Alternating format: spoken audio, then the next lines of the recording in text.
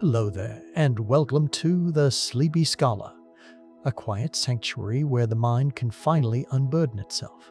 Psychology stretches out comfortably in the corner, and the big, complex questions of what it means to feel are invited to speak in a soft whisper instead of a demand. Wherever you happen to be resting tonight, whether the world outside is noisy with the rush of life or settled into the deep silence of the late hours, I am glad you found your way here. Settle in, loosen the tension in your shoulders, and let the pace of your thoughts slow down just a little. Because this journey is not about analyzing yourself or fixing what feels broken. It is about wandering gently through the landscape of your own heart. An idea that is both intimate and strangely vast, like recognizing a reflection in a deep pool of water. So, let me ask you something simple before we begin. How do you feel right now? Not the surface answer you give to others, but the texture of the feeling sitting in your chest. Is it heavy, light, still, or trembling? Sometimes noticing those subtle currents can make a moment feel a little more real, a little more grounded.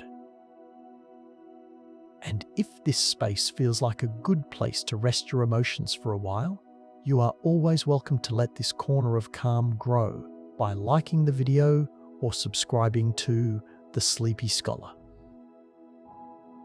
It helps these quiet conversations reach other weary souls who might also be looking for something thoughtful and unhurried at the end of their day. Tonight's topic drifts into a question that sounds almost like something whispered between the beats of a resting heart. What if our emotions are not just reactions to the world, but a world in themselves? What if, instead of being chaotic storms that simply happen to us, our feelings are actually an ancient, slow-moving landscape that guides us with a wisdom older than thought? Not in a dramatic or loud sense, like a siren going off, but in a way that feels more like the steady pull of the tides, something closer to a rhythm than a decision. Think for a moment about the history you carry inside you right now. Beneath the surface of your current mood, beneath the worries of today or the plans for tomorrow, there is a deep and layered geology of experience. Not just years or decades, but generations of emotional patterns stacked one on top of another. Memories that once felt sharp and overwhelming. Joys that bloomed, faded, and turned into nostalgia. Fears that walked, swam, or floated through your mind, leaving only faint traces behind. Most of those feelings lived full lives in their own moments, unaware that they were part of something much larger, something that would eventually shape the person you have become. We often talk about heartbreak or trauma as if they are sudden, shattering events like a glass dropping on the floor. A relationship ends, a job is lost, a word is spoken, and suddenly a chapter of life feels over. But when you zoom out far enough, when you stretch your sense of time to match the slow growth of the soul, those moments start to look different. They become more like seasons than endings. More like long winters that prepare the ground for a new spring. The heart retreats, reshapes itself, and then, in ways both familiar and surprising, it opens again. There is something almost comforting about that if you let the idea settle for a moment.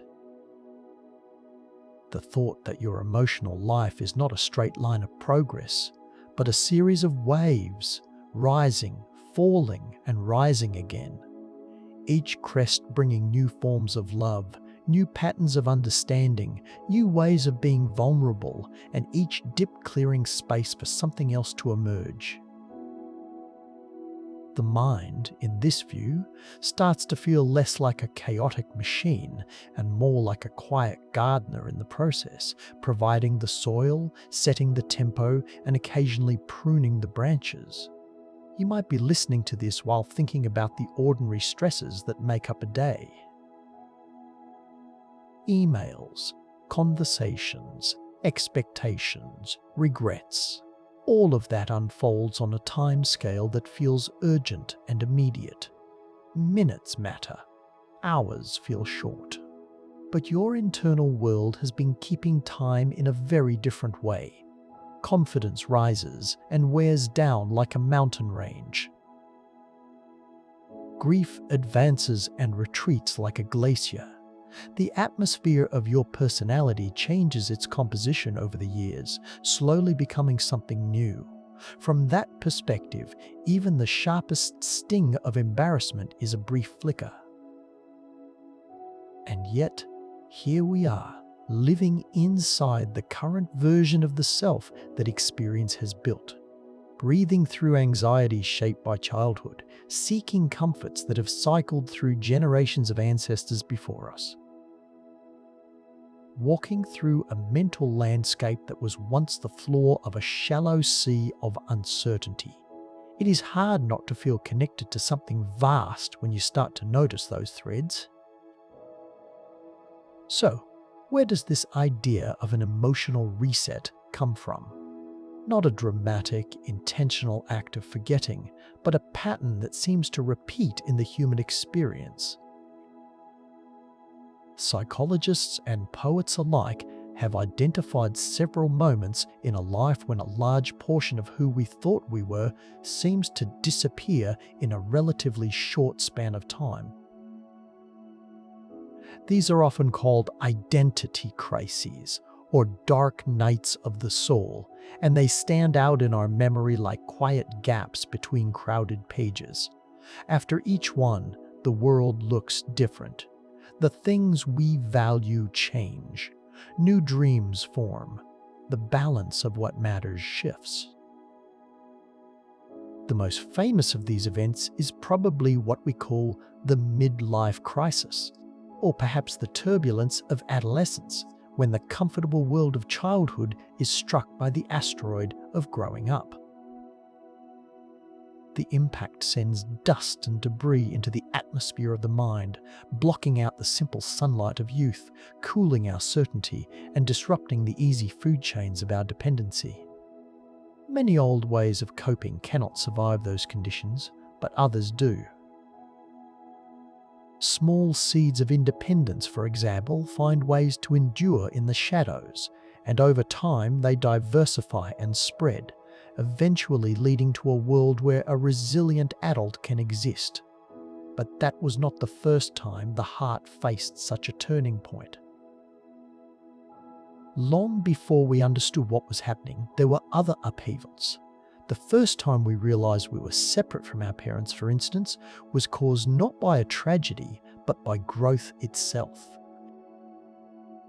Early awareness began releasing complexity into our simple world, which was toxic to the bliss of ignorance that existed at the time.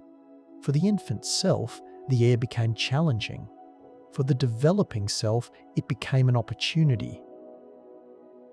That single change reshaped your internal planet in a way that still defines how you relate to others today. It is moments like these that make the question feel less like pure imagination and more like a gentle curiosity. Is the mind simply a place where we react to changing circumstances? Or is there something about the way those circumstances change that encourages the spirit to keep reinventing itself? Not because the universe wants anything from us in a demanding sense, but because the systems that make up a human life naturally move through cycles of stability and disruption. Consider the way your temperament has shifted over time. There have been long periods when your internal climate was much warmer, perhaps more impulsive, reaching far toward the extremes of joy and anger.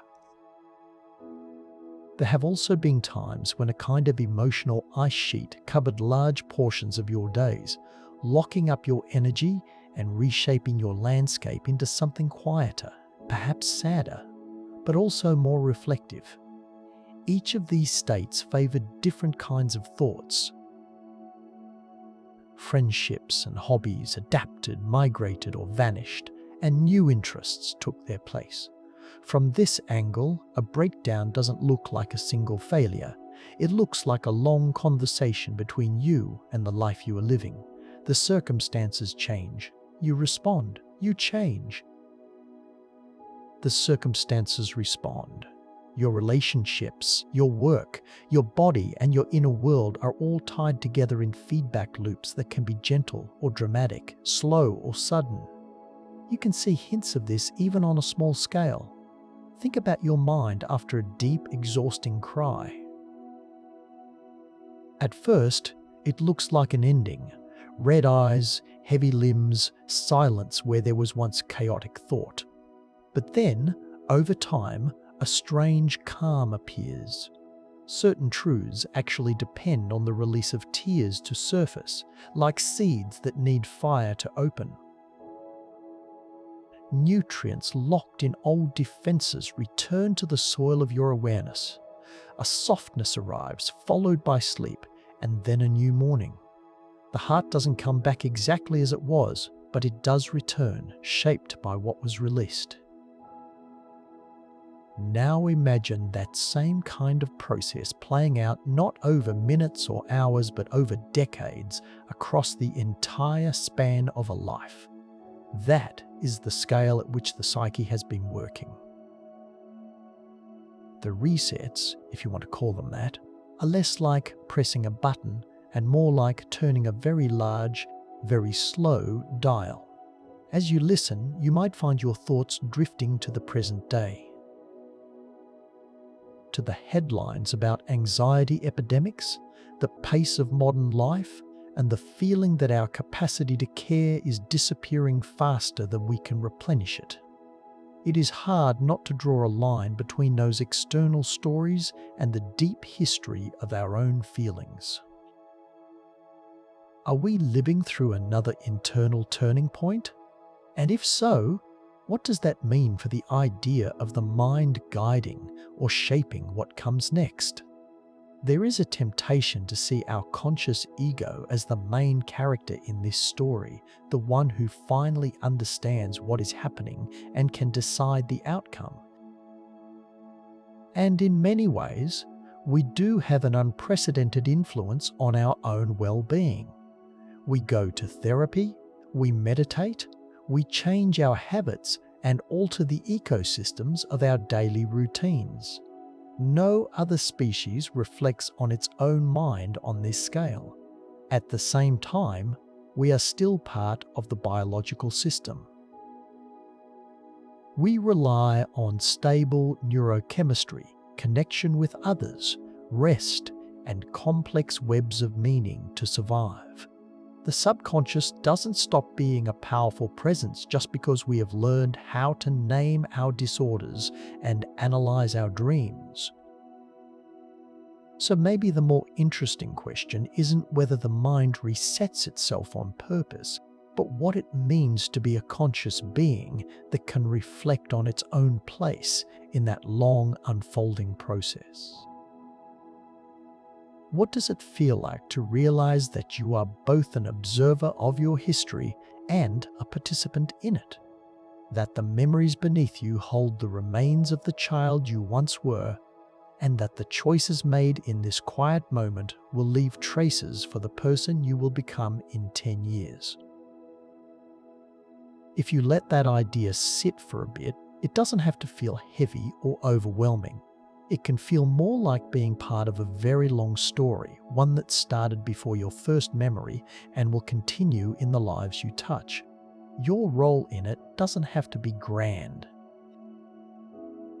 It can be as simple as noticing, caring, and paying attention to the weather inside you. For now, though, it is enough to sit with the idea itself. A mind that is not just a container, but a dynamic system, constantly reshaping the conditions for happiness.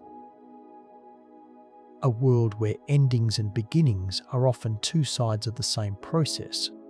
A place where what looks like a crisis from one perspective can look like an opening from another. If your eyes are starting to feel heavy or your thoughts are slowing down, that is perfectly fine.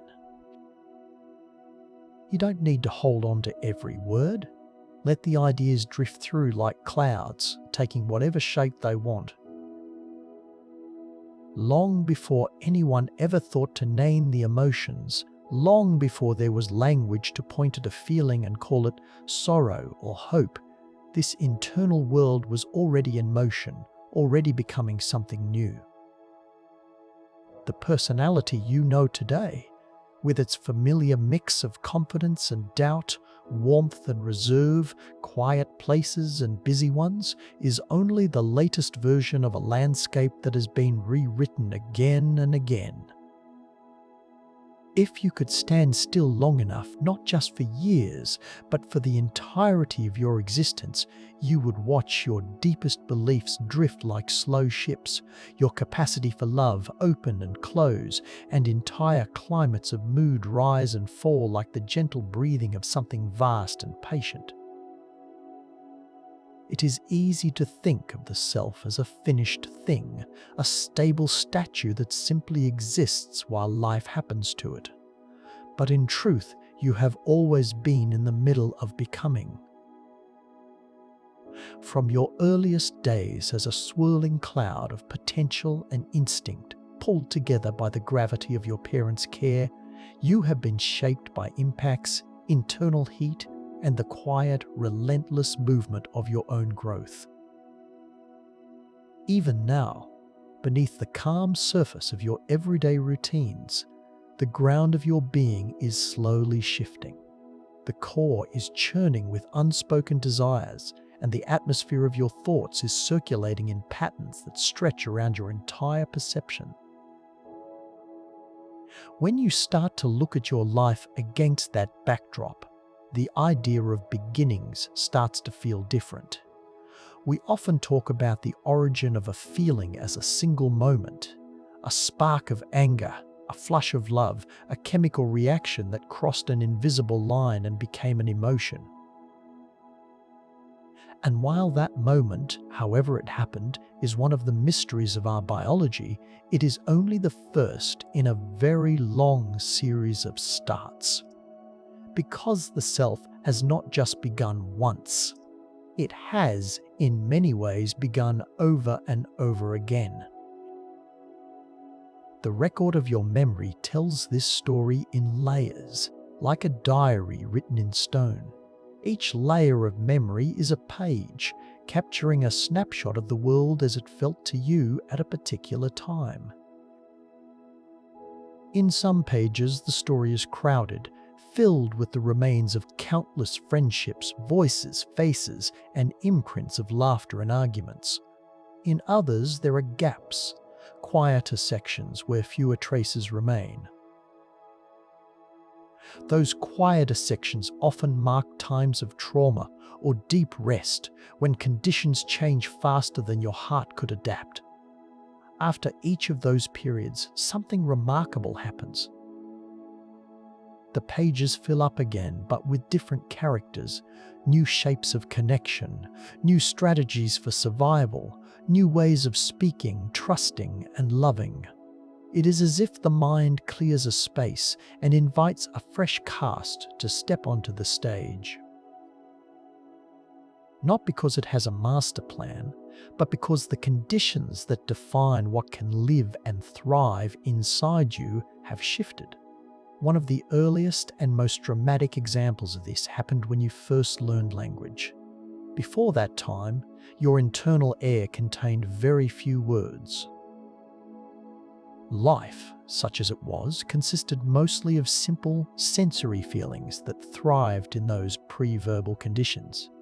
Then, certain neural pathways began using sound to split reality into names and release meaning as a byproduct. At first, those meanings reacted with your simple needs, rusting the simplicity of your infancy from the inside out.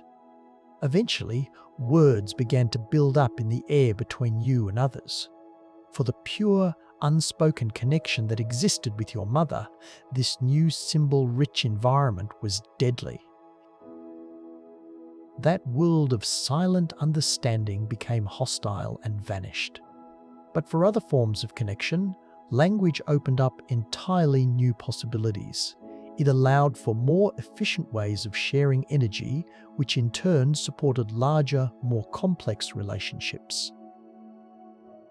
Over time, this shift paved the way for the emergence of complex thought and eventually for the inner narrator you know today.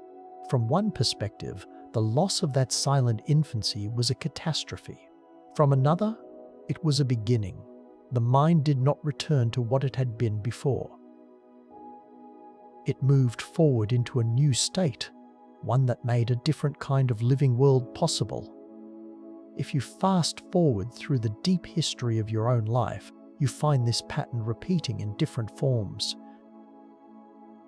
There have been at least a few major mass extinctions of the self, each one wiping out a significant portion of the habits and beliefs that existed at the time. The causes vary. Massive emotional eruptions that filled the air with the ash of anger or grief. Shifts in the chemistry of your environment, a new school, a new city, a new family dynamic that made the old ways of coping unlivable. Changes in the social climate that turned lush regions of friendship into deserts or froze warm connections under ice. And in one famous case, perhaps a heartbreak that released energy beyond anything you had ever witnessed. What is striking is not just that you survived these events, but how you responded afterward. The person that emerges is never a simple restoration of who was lost. Instead, it is someone new, shaped by the survivors, the traits that held on, and the altered conditions you find yourself in. Take the end of your childhood innocence, sometimes called the Great Realization. It was perhaps the most severe extinction event in your history, eliminating the belief in magic, the certainty of safety, and a large portion of your carefree nature. For a long time, your internal ecosystems were sparse and unstable, but eventually, curiosity began to diversify again. New groups of interests and passions appeared, filling ecological roles that had been left empty by toys and games. Out of that long recovery came the age of ambition.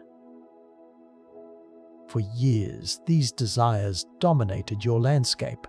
The need to be seen, to achieve, to conquer, in forms that range from small and quiet to enormous and armored. Their world felt, for a time, like a settled one, but it too was only a phase.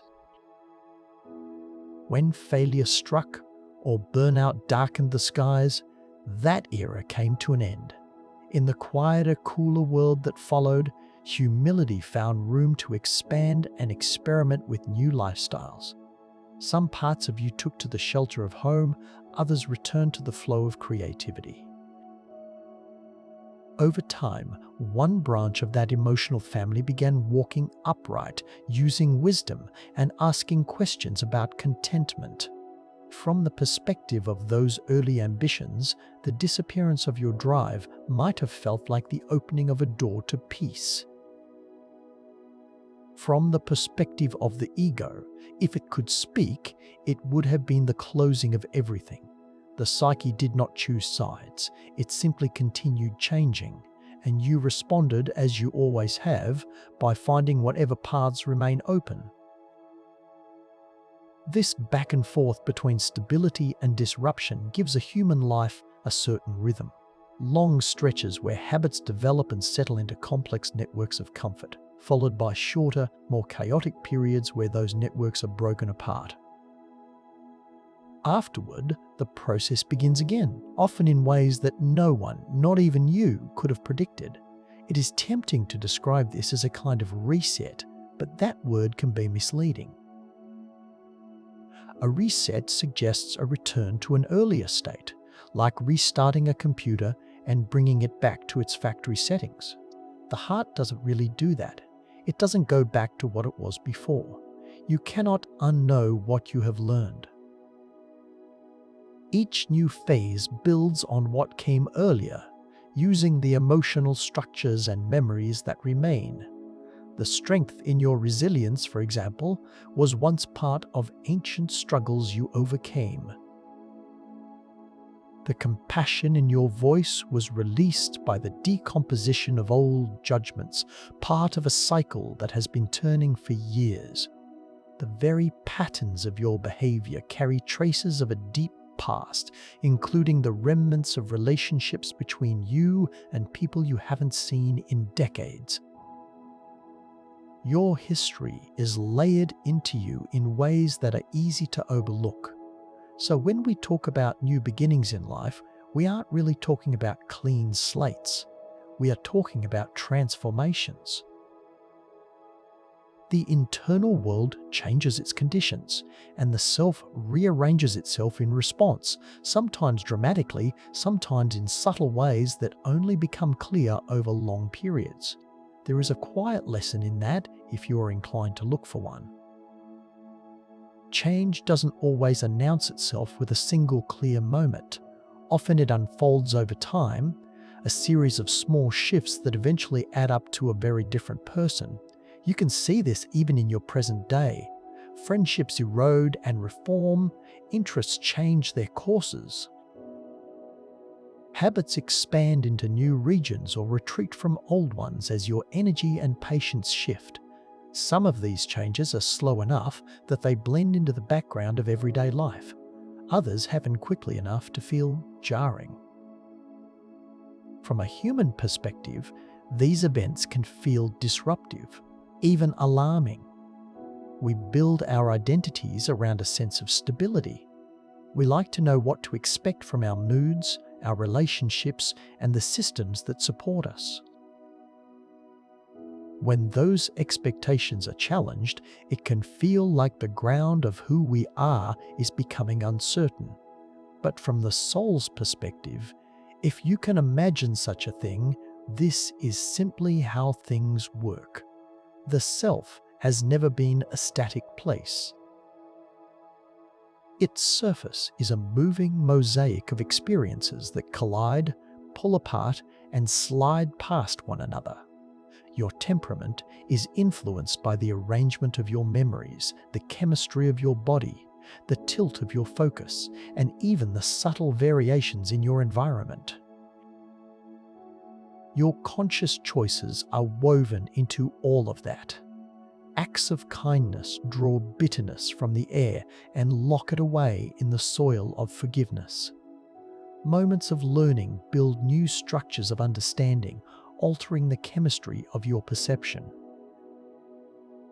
Quiet reflection influences how much stress the surface absorbs or reflects, shaping your local and even global emotional temperatures.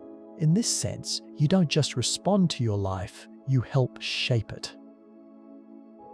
The you that you know is, in part, a product of the thoughts and feelings that have covered your mind for years.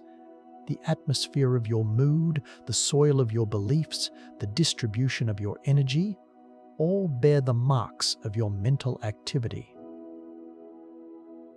This makes the idea of a beginning even more interesting. When you change the conditions for your future self. Each phase sets the stage for the next, not in a directed or perfectly planned way, but in a way that creates possibilities. Think about the first time you learned to trust someone.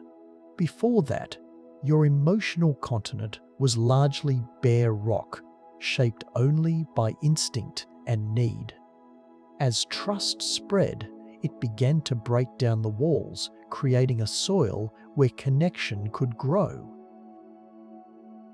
Its roots stabilized your insecurity, and its remains added richness to your character.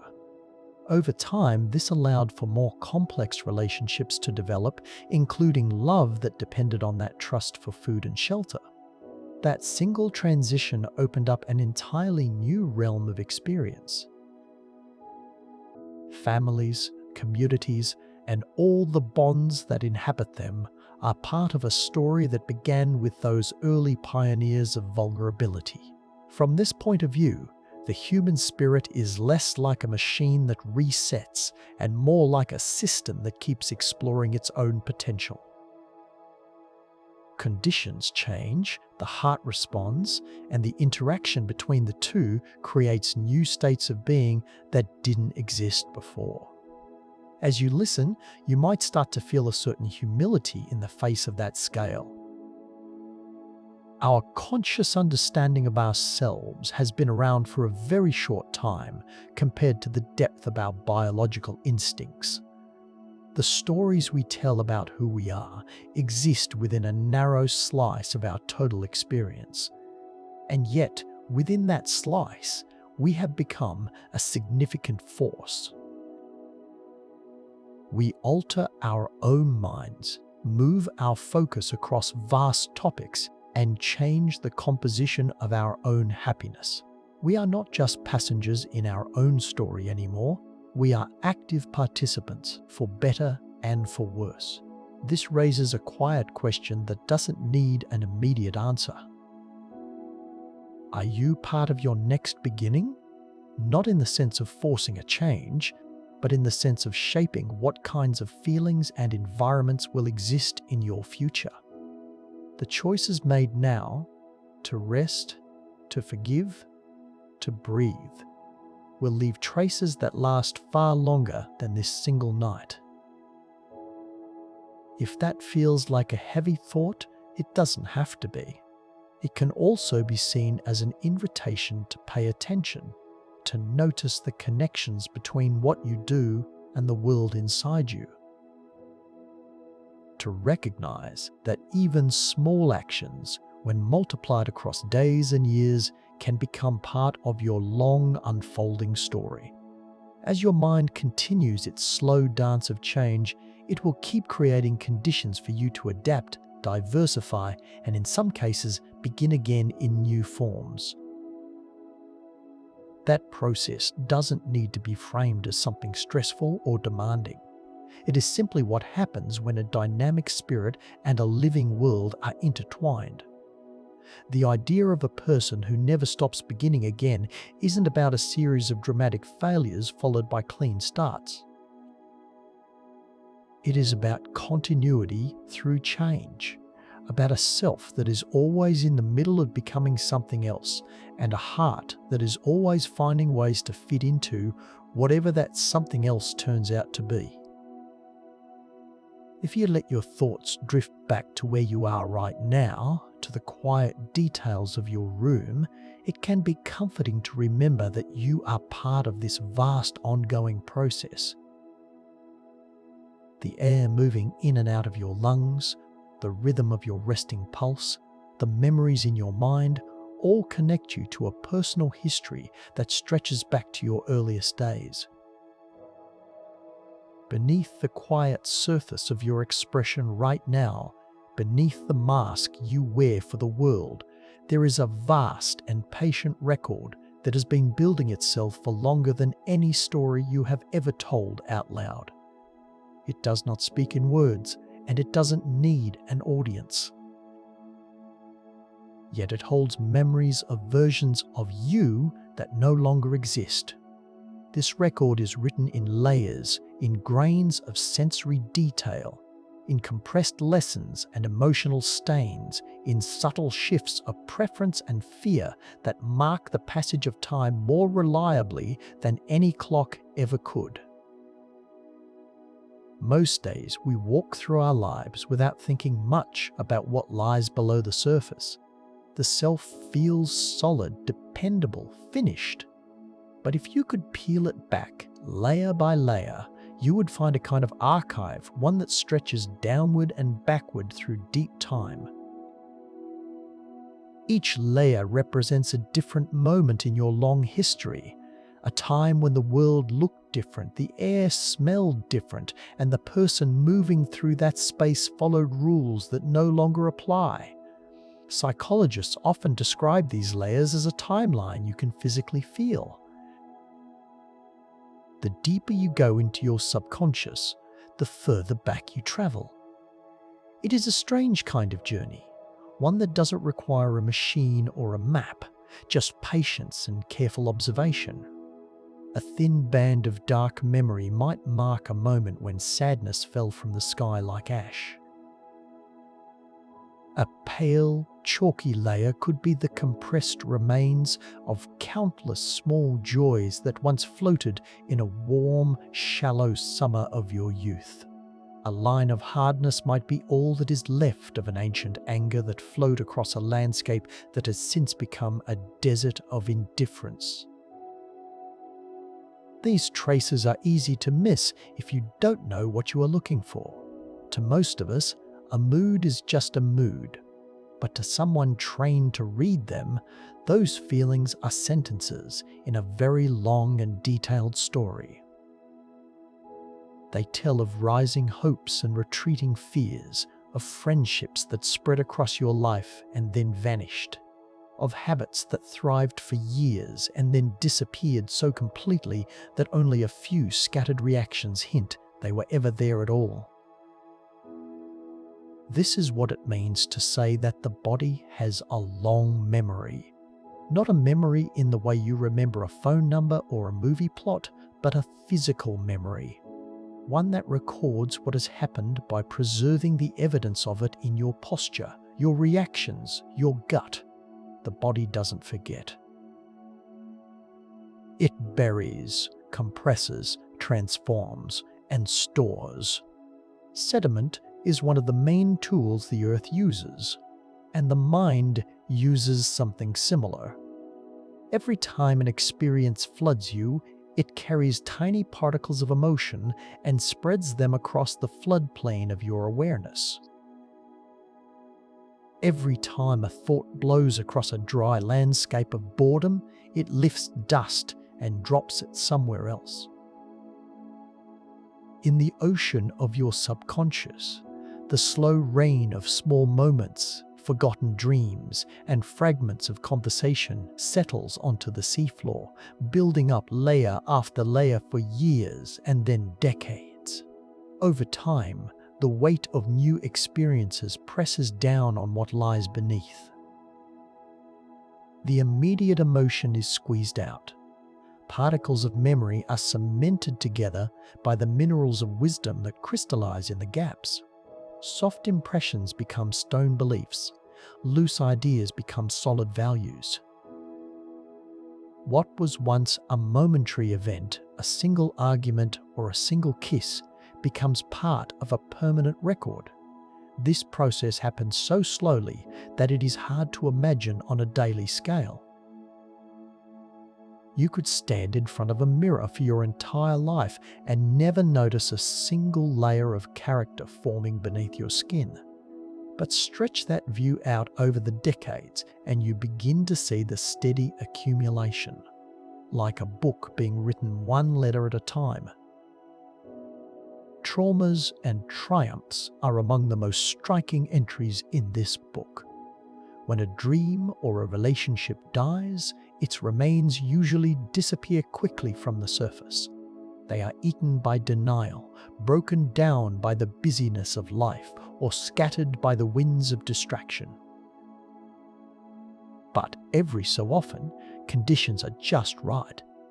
The memory is buried rapidly, protected from the decay of forgetfulness. Meaning seeps in, replacing the original pain, preserving shapes and structures in the stone of your identity. What is left behind is not the event itself, but a kind of imprint. A shadow of its former presence. A scar that once held a wound. A lesson that once drew light from the darkness. A habit that marks a moment when something walked across the soft ground of your heart and left a trace that would outlast the relationship itself. These fossils allow us to look back into versions of ourselves that no longer exist. They show us that we have been home to forms of feeling that would feel almost alien if we encountered them today. Forests of towering naivety where no cynicism had yet evolved. Seas filled with armored defenses and coiled anxieties that drifted like living spirals. skies crossed by flying fantasies with wingspans larger than reality could support. Each of these worlds felt normal to the version of you that lived within it. The rules of survival, the shape of your social land, the chemistry of your family air, all formed a stable backdrop for years, and then, in many cases, that stability shifted. Sometimes the change came from within you. Vast hormonal eruptions or shifts in perspective could last for years, pouring new desires across entire regions of your life and releasing ideas that altered your emotional climate. Sometimes the change came from the slow movement of your life. Circumstances, moving houses, changing schools, which could close off old passages, redirect the currents of friendship, and change your global temperature patterns. And sometimes the change came from beyond your control, in the form of a loss that delivered energy on a scale that reshaped your environment almost instantly. When these events happened, your living world responded. Parts of you that were well adapted to the old conditions struggled or vanished. Others, often smaller, more flexible, or simply lucky, survived. Over time, those survivors diversified, filling empty emotional spaces with new forms of life. Your internal rocks record all of this. A sudden shift in the types of dreams found in a layer can mark a mass extinction of old goals. A change in the chemical composition of your mood can reveal a shift in your internal temperature or oxygen levels.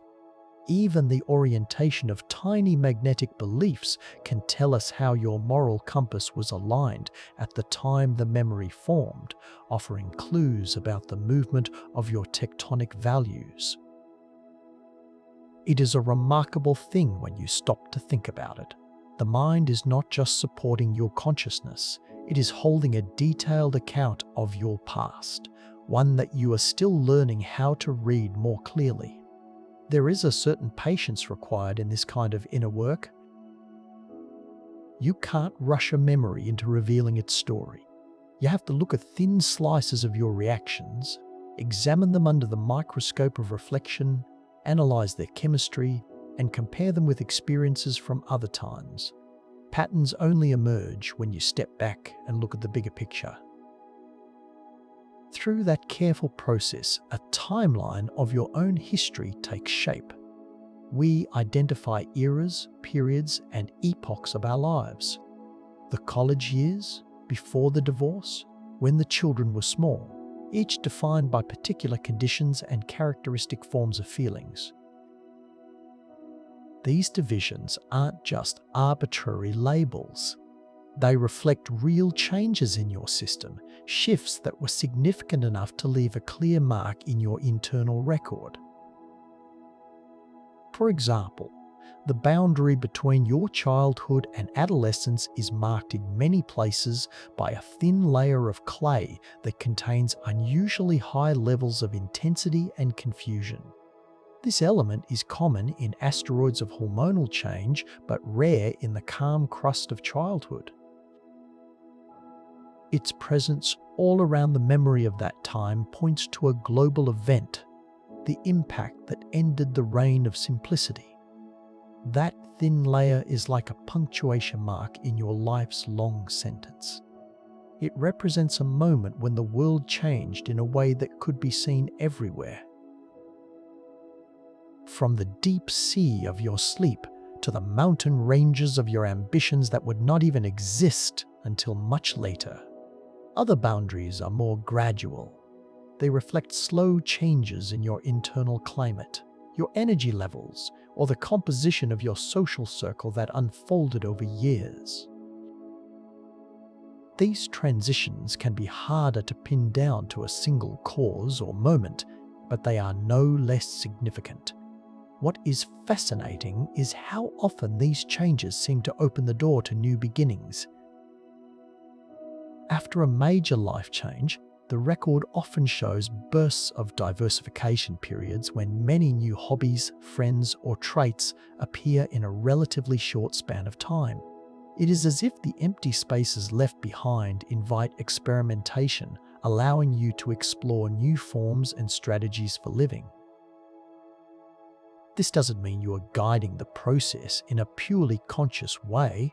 It is more like a set of conditions that can favor certain outcomes. When dominant obligations disappear, time becomes available. When emotional climates shift, new habitats for joy form. The spirit responds to what is possible in that moment. The memory stored in your body shows us that this pattern has played out again and again. Stability, disruption, and renewal. Not as a clean cycle that repeats in the same way each time, but as a loose rhythm that shapes the broad arc of your history. There is something grounding about knowing this. It places the present moment in a much larger context. The changes happening to you now, as dramatic as they can feel, are part of a story that has been unfolding since you were born. Ice cores drilled from the deep interiors of glaciers and ice sheets offer another kind of memory for the planet. Trapped within the layers of ice are tiny bubbles of ancient air. Snapshots of the atmosphere from thousands or even hundreds of thousands of years ago. By analyzing these bubbles, scientists can reconstruct past temperatures, greenhouse gas levels, and even patterns of volcanic activity. Your mind has something remarkably similar. Deep within the frozen silence of your subconscious, far below the daily chatter of your thoughts, there are core samples of who you used to be. Trapped within layers of forgetting are tiny bubbles of ancient feeling. Snapshots of the atmosphere of your childhood home, preserved exactly as it felt on a Tuesday afternoon 20 years ago. By analyzing these bubbles, perhaps through a dream or a sudden scent that stops you in your tracks, you can reconstruct past emotional temperatures. You can remember the greenhouse gas effect of a first love that made the whole world feel warmer, or the volcanic dust of a frightening event that cooled your trust for years. Tree rings tell a similar story on a shorter timescale. Each ring marks a year of growth, its thickness reflecting the conditions of that year. Wide rings suggest good growing conditions, plenty of water and warmth. Narrow rings hint at drought, cold, or stress. When you look in the mirror or look back at your old journals, you can see these rings in yourself. There are years in your life that were wide and generous. Years of expansion where you learned new skills, made new friends, and felt the sunlight of approval. And there are narrow rings. Years that felt tight and constricted. The survival mode. Years. When you line up the records from many decades, you can piece together a picture of your regional climate patterns stretching back to your beginning. All of these records, memories, scars, habits, dreams, form a layered memory of the self. They don't just tell us what happened. They help us understand how different parts of your internal system are connected. How changes in your environment can affect your mood. How shifts in your physical health can reshape your confidence. How anxiety itself can alter the chemistry of your perception in ways that feed back into future worries. From this perspective, the idea of the mind resetting takes on a more nuanced meaning. The psyche doesn't wipe its memory clean. It carries the past forward, embedding it into the present. The conditions that shape your world today are the result of everything that came before. From ancient outbursts of anger to the rise of your first independent thoughts, even the distribution of your current boundaries is a product of this long memory. The movement of your relationships over hundreds of months has brought people together and torn them apart. These shifts have opened and closed emotional passages, altered the winds of your influence, and created mountain ranges of defense mechanisms that influence where you let love rain down and where you keep things dry. The Himalayas of your pride, for example, continue to rise as the plate of your ego pushes into the plate of reality. That collision not only creates towering peaks of achievement, but also affects the monsoon systems that shape the climate of your inner peace. In this way, a slow, deep process within the bedrock of your character influences the lives of everyone around you. It is a reminder that your memory is not just a record of what has happened, it is an active force in what is happening now. If you were to take a piece of your current behavior and look closely, you might find tiny fossilized fears embedded in it. Those fears belong to a version of you that lived in an ancient classroom or a childhood bedroom. The habit itself may now be part of a mountain far from that coastline, perhaps showing up as perfectionism at work or silence at dinner. The journey from that original wound to this present defense is written into its structure, a quiet testament to the movement of your life. These connections can feel almost poetic, but they are grounded in psychological processes that can be measured and understood. Pressure, heat, chemical reactions, and the movement of solid beliefs over long periods of time. The beauty, if you want to call it that, comes from the way these simple processes combine to create such a rich and detailed personality. You might imagine what a future therapist, or perhaps just a wiser, older version of yourself, might find in the layers being formed right now. Cases of digital anxiety, the concrete of urban loneliness, and metals of resilience. Changes in the ratios of hope and cynicism that reflect the burning of your energy. Fossils of dreams that thrive in the current uncertainty. Gaps where other friends once lived but no longer do. The self is still writing its memory. Every day adds another thin line to the record. Most of it will never be noticed by anyone else. But over time, those lines will build into patterns that tell the story of this moment to whoever you become next. That thought doesn't need to feel heavy. It can be quietly interesting, even a little comforting. It suggests that no feeling is ever truly lost. It becomes part of a larger tapestry woven into the fabric of your being. Beneath every step you take, there is a deep and patient archive, a long memory that doesn't judge or decide, but simply records. A record of beginnings and endings, of stability and change, of versions of you that were and versions that might be. And as the layers continue to build, that quiet story keeps unfolding, one grain of experience at a time, waiting for the next curious moment of introspection to listen in its own slow and thoughtful way. There is a way we often talk about burnout or breakdowns that makes them sound sudden, sharp, and almost theatrical. A rock falls from the sky, a crisis hits, the mood flips like a switch. In this version of the story, the mind is moving along quite happily until, without warning, everything goes wrong. It is a clean narrative, easy to picture, and it gives us a clear cause and effect. I was fine until I lost my job. I was happy until she left. But when you start to look closely at the evidence the mind has left behind, the story becomes quieter, slower, and in some ways more unsettling. Because many of the great disappearances of joy in human history do not look like single accidents. They look like long processes. They stretch across months, sometimes years. They unfold through a series of changes that build on one another,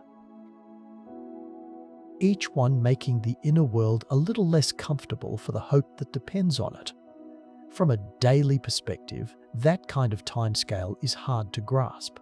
Our sense of urgency is tuned to minutes, hours, and days.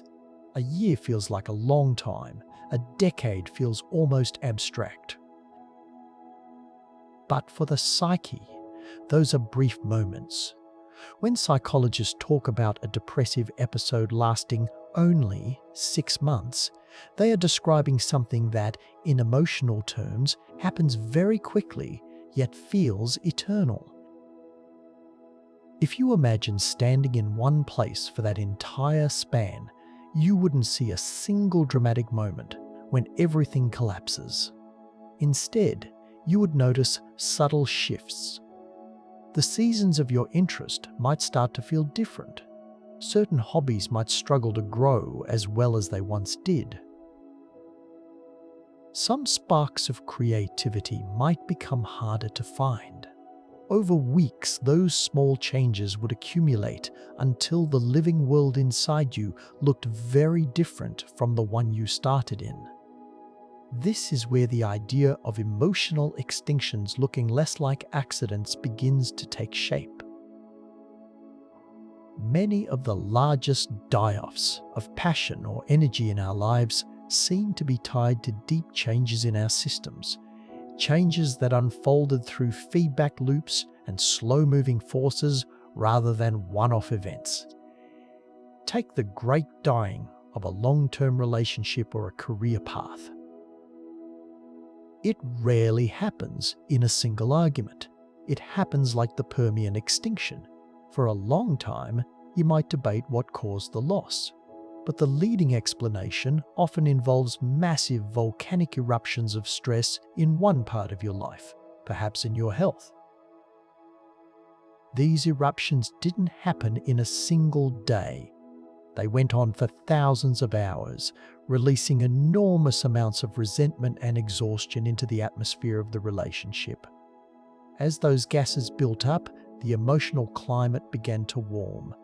Tempers flared. Warmer temperatures changed the rainfall patterns of affection and increased the rate at which patience weathered away, sending more bitterness into the oceans of your shared life. That in turn fueled massive blooms of misunderstanding, which consumed oxygen as they decomposed.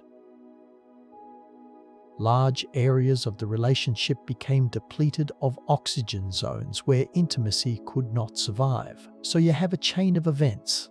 Stress alters the atmosphere alters the climate alters the ecosystem.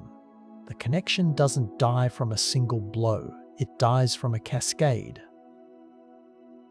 From the outside, it might look like you are slowly turning the dials on your own systems, pushing them into a range where love can no longer function, not with intent, not with awareness, but through the natural consequences of physical and emotional processes interacting over time.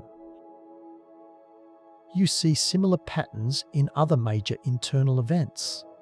The Triassic extinction of your childhood wonder is also linked to massive activity. The breakup of the supercontinent of the family unit as you grew independent.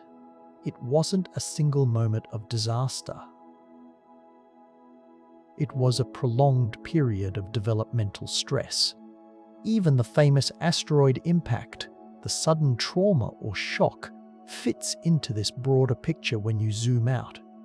The impact itself was sudden and dramatic, but it didn't act on a perfectly stable mind. There is evidence that even before a crisis strikes, we are often already experiencing significant changes. Low-level anxiety, lack of sleep, or chronic stress might have been releasing gas into your atmosphere for years. The asteroid may have been the final push that tipped you over the edge, but it landed in a world that was already under strain. This idea that breakdowns often happen in stages rather than as isolated accidents changes the way you think about mental health. It suggests that the living mind is deeply sensitive to the slow tuning of its systems. Sleep, social connection, physical health, and the arrangement of work and rest all set the boundaries for what kinds of feelings can thrive. When those boundaries shift, happiness doesn't usually vanish all at once. It retreats, adapts, migrates, and in many cases declines gradually until only a few scattered moments of joy remain. Sometimes those last survivors manage to hold on long enough for conditions to stabilize. Other times they fade out completely. The memory captures this in a way that can feel almost gentle. You don't always see a sharp line where a friendship disappears. Instead, you see it become less common in the layers of your calendar. Fewer messages appear. The range of conversation shrinks. Eventually, it is gone. This slow fade can be just as final as a sudden fight, but it tells a different story. It is not about being wrong. It is about being slightly less suited to the new conditions than something else.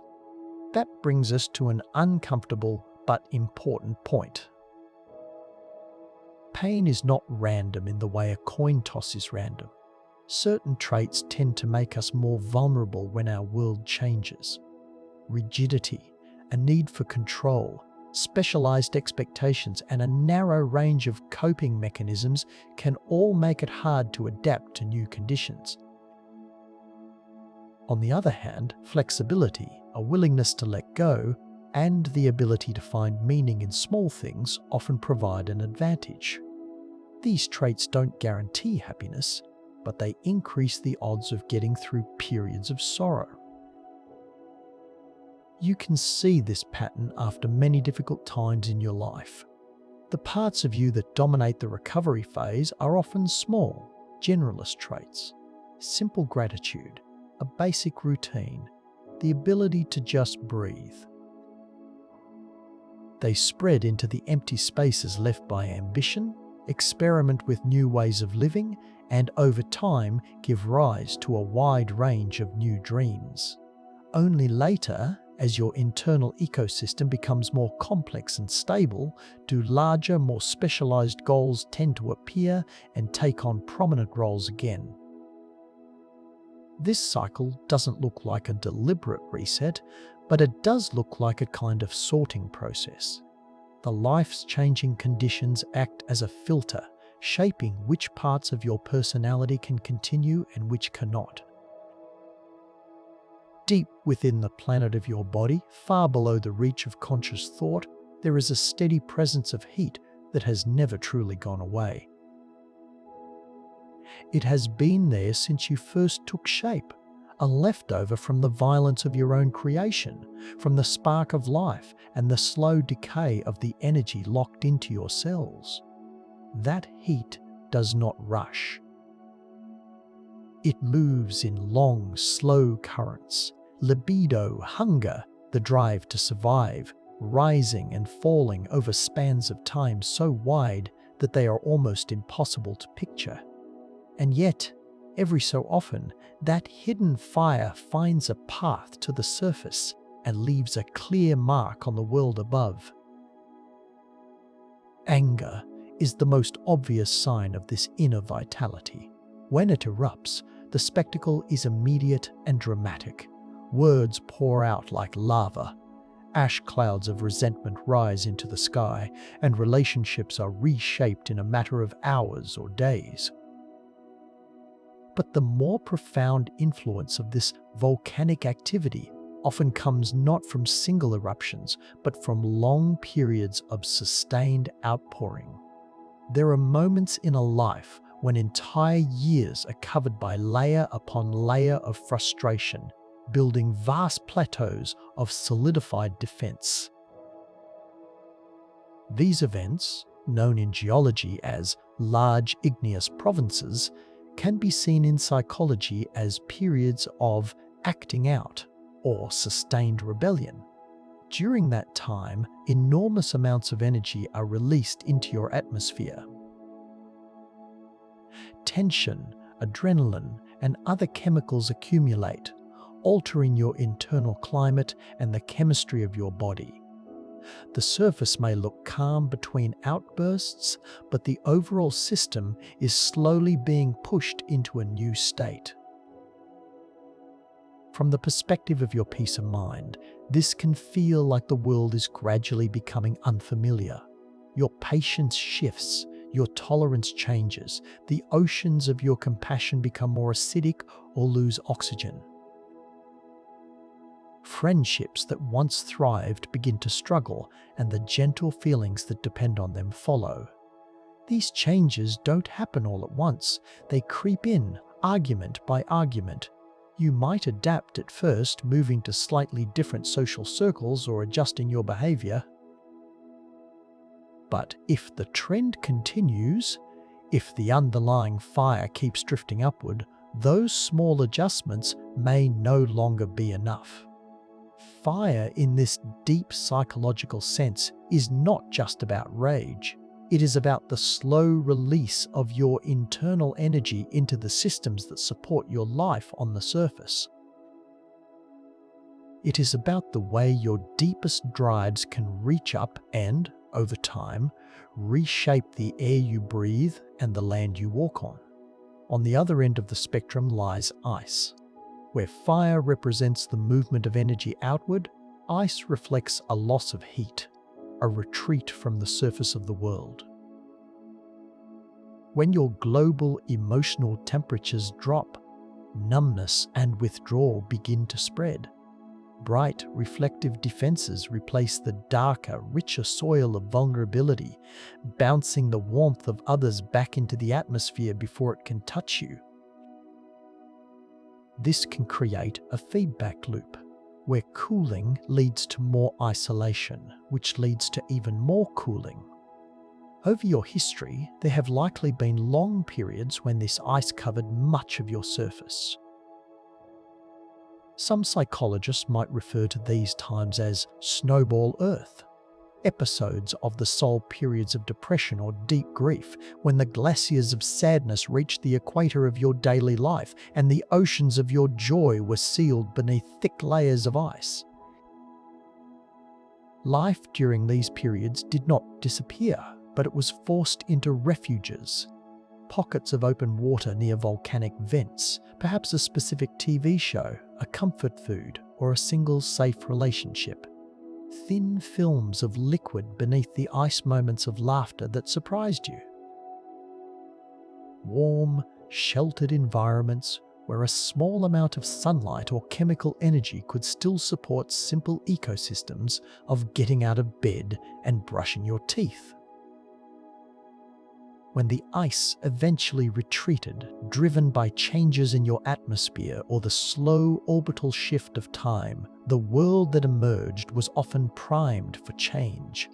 Fresh emotional surfaces were exposed, nutrients of wisdom were released into the oceans. New habitats for connection opened up across the land. Again, you see a pattern of contraction followed by expansion, a narrowing of possibilities followed by a broadening. Between these extremes of fire and ice, there are long stretches of relative calm periods when your systems settle into a more stable balance.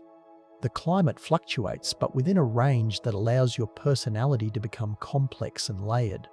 Confidence grows and spreads. Coral reefs of intricate hobbies build structures in your shallow seas. Food webs of friendship become rich and interdependent. These are the times that, in hindsight, can feel like the golden ages of your life. Not because they are perfect or free of struggle, but because they allow for the accumulation of diversity and depth. Silence in this context doesn't mean an absence of activity, it means an absence of dramatic, system-wide disruption. The slow, everyday processes of growth, learning, and connection continue. Ideas compete, cooperate, and evolve. The world keeps turning and the seasons keep cycling. It is in these quieter periods that many of the traits we recognize as us have their roots. The ancestors of your modern beliefs and values diversified during long stretches of relative stability. The building blocks of your familiar life were laid down when the broader environmental stage was not shifting too quickly. But even in these times, the seeds of change are often present. Your orbit around your central values slowly varies. The tilt of your attention shifts slightly. The continents of your circumstances continue to drift. The composition of your mind evolves as experience itself alters the balance of your thoughts. These slow movements don't usually make headlines in your diary. They are more like a background rhythm, a gentle drift that only becomes noticeable when you compare widely separated moments. When you look at photos from 5 years ago and realize you are looking at a stranger, you are seeing the effect of this drift.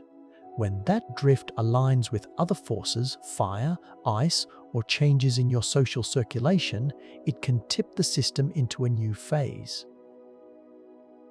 One way to picture this is to imagine your mind as a complex set of connected scales. Each scale represents a different part of the system: your mood, your relationships, your physical health, your work, your subconscious. When one scale moves, it pulls on the others. Most of the time, those movements are small and balanced. A bad day at work pulls the mood scale down, but a good dinner pulls it back up.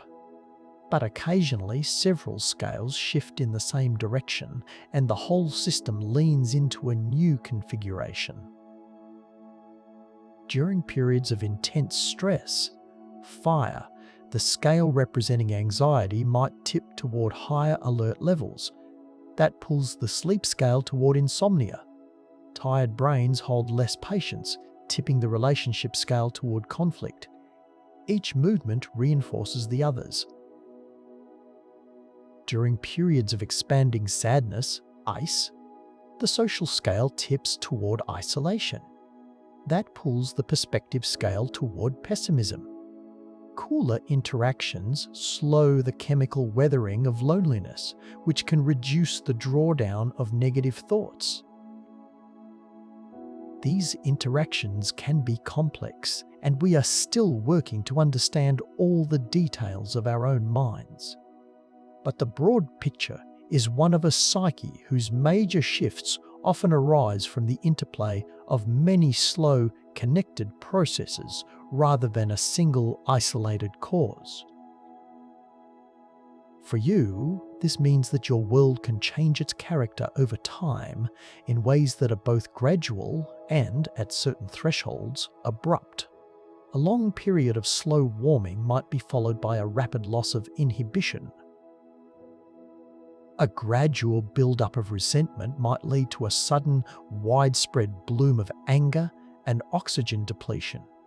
The silence between ages, those long, relatively stable intervals, can make the shifts that follow feel even more dramatic in retrospect.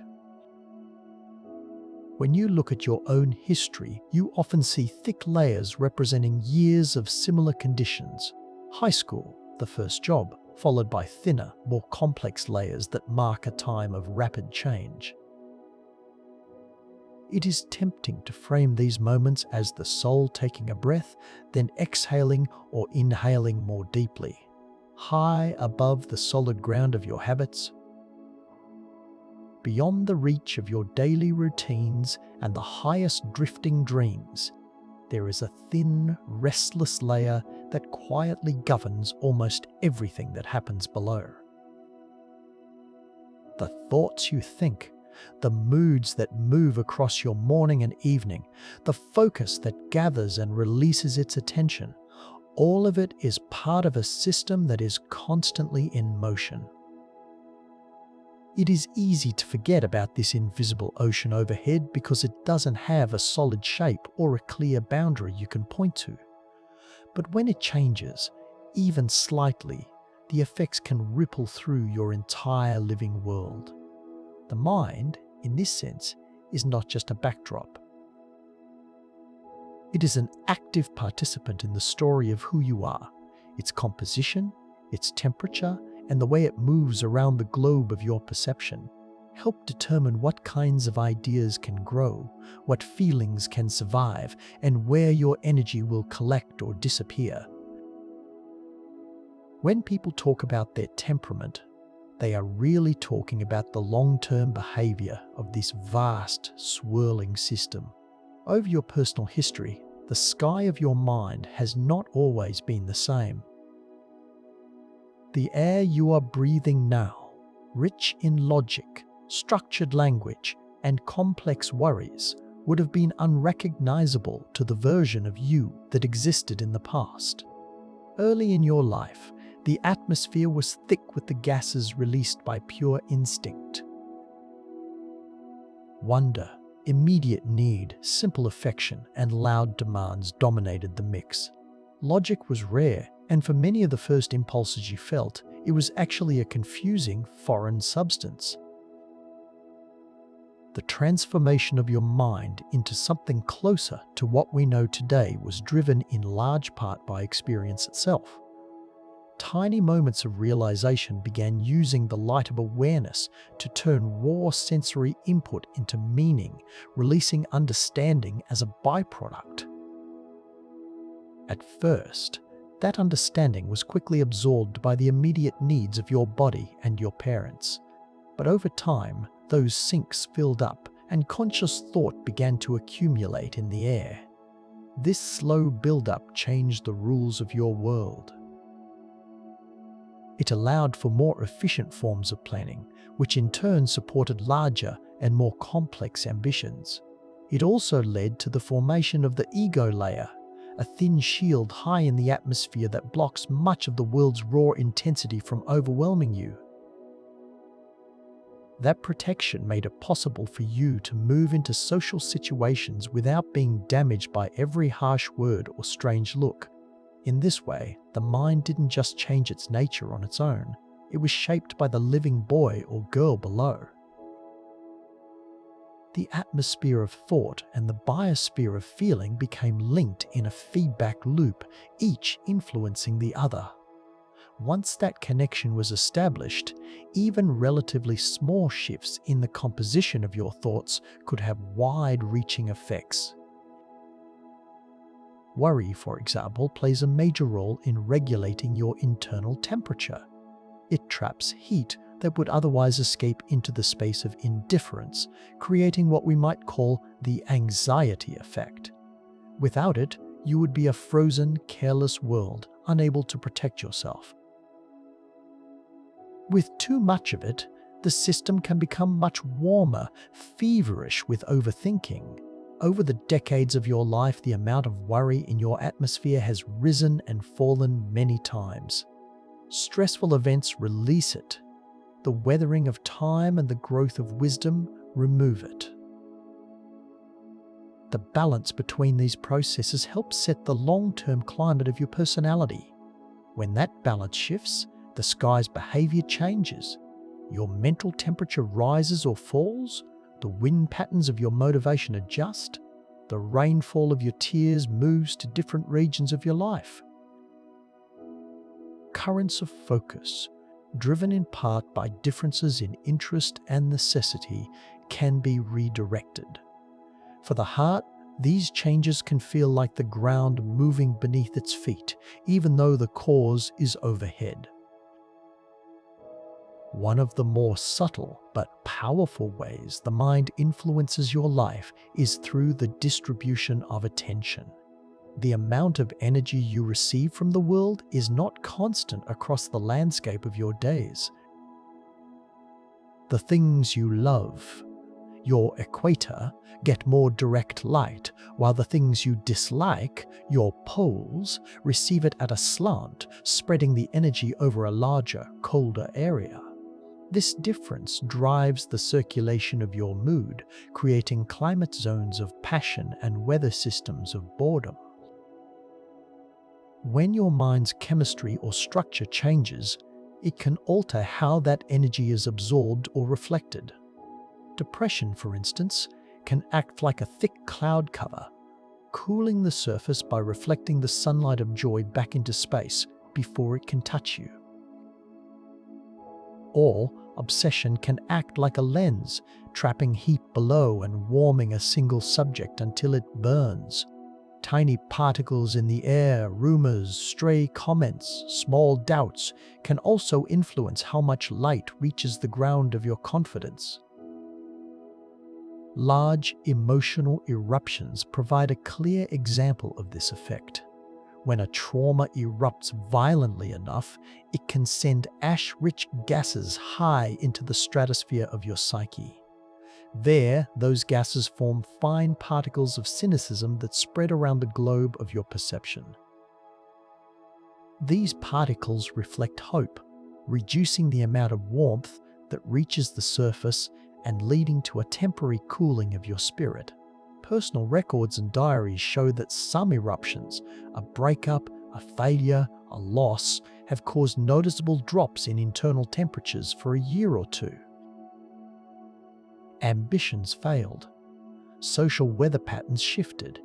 In the past, before you had the tools of therapy or maturity, such changes could lead to widespread hardship within you. On a longer time scale, repeated or sustained stress can contribute to longer-term climate trends. Combined with the release of heavy thoughts, these processes can push the sky into a different mode of behavior, one that favors a cynical warming or a detached cooling over long periods. The sky also responds to the shape of the life below. The arrangement of your continents, your work, your family, your home influences how your thoughts move. Large areas of responsibility heat up and cool down more quickly than the fluid oceans of your leisure time, creating pressure differences that drive the prevailing winds of your daily routine. When your life circumstances drift, those patterns change. A new job opening or a relationship closing can redirect the currents of your attention, altering the distribution of mental heat across your day. That in turn can affect the atmosphere, changing where satisfaction falls and where deserts of frustration form. These are not fast processes, they unfold over years, but their effects can be profound. A region of your life that was once covered in lush creativity can become arid.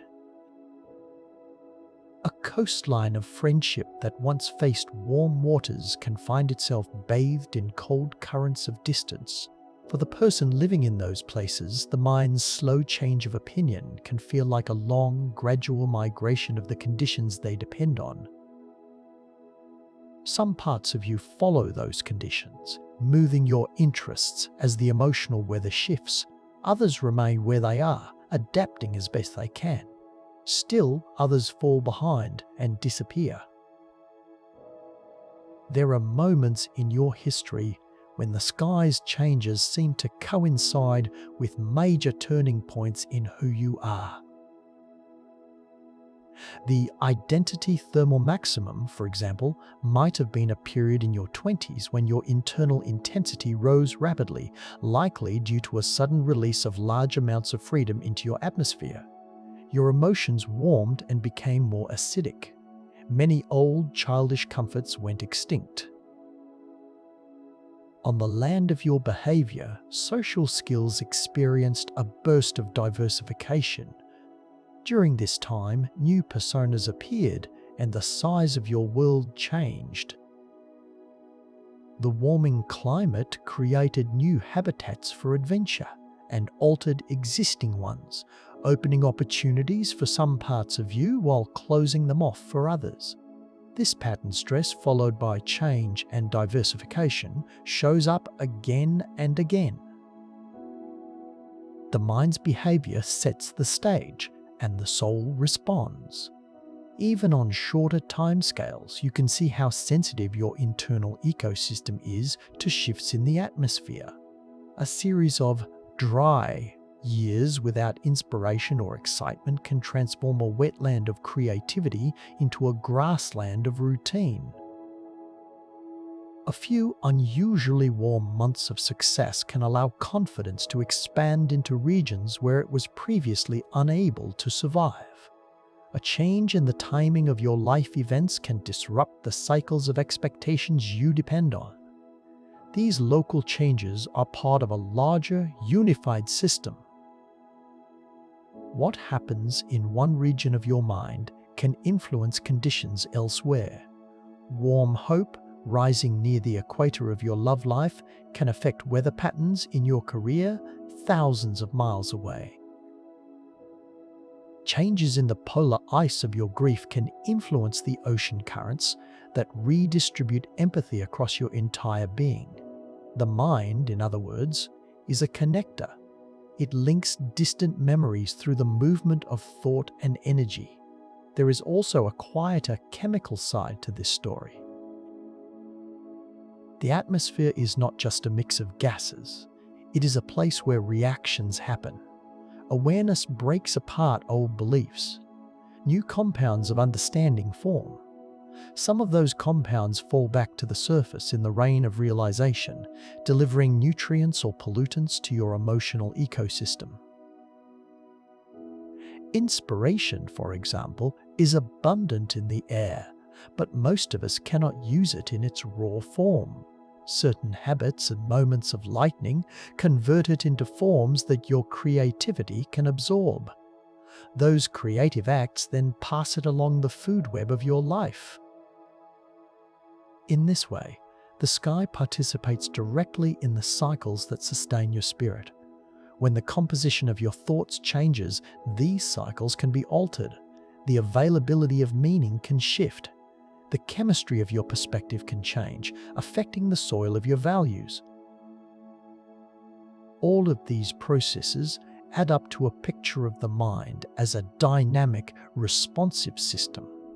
It is not a fixed dome over your head. It is more like a fluid layer that adjusts to what is happening below and around it, while also shaping those happenings in return. If you step back far enough, you can start to see a pattern similar to what we've already explored with the body's deep memory and its ice. Periods of relative stability, when the mind's composition and behavior stay within a certain range, allow your character to develop and become complex. Periods of more rapid change, driven by shifts in stress, temperature, or circulation, can disrupt those systems and set the stage for reorganization. In this sense, when the mind changes its mind, it doesn't do so in a single decisive moment. It drifts. It accumulates small changes. It responds to forces from below your body, from the sun above the world, and from the slow movements of your life through time.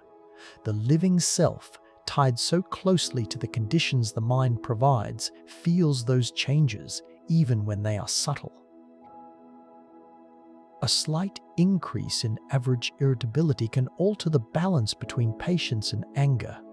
A small shift in the wind of your curiosity can change where new ideas are carried or where boredom collects over long periods. These small effects can add up to major transformations. As you listen, you might find it interesting to think about how much of your own daily experience is shaped by your mental sky. The words you choose, the food you crave, the architecture of the defenses you build around you. All of these are responses, direct or indirect, to the local emotional climate. That climate, in turn, is part of a global pattern that has been shaped by decades of your personal history. The idea that the sky can change its mind is, of course, a metaphor. There is no intention or awareness in the movement of air or the mixing of neurons. But the phrase captures something real about the way the psyche can shift between different states, each with its own consequences for the world below. There have been times in your past when the sky favored warmth, creating greenhouse conditions that supported lush, widespread enthusiasm, even in regions that are cold today. There have also been times when it favored cooling, allowing cynicism to spread and the sea levels of your empathy to drop. Each of these states creates a different kind of person, not just in terms of mood, but in terms of the shape of your boundaries, the distribution of your energy, and the pathways available for growth. For the heart, these changes can feel like a series of invitations and closures. A new corridor opens, allowing you to move into previously inaccessible feelings. A familiar habitat disappears, forcing a choice between adaptation and decline.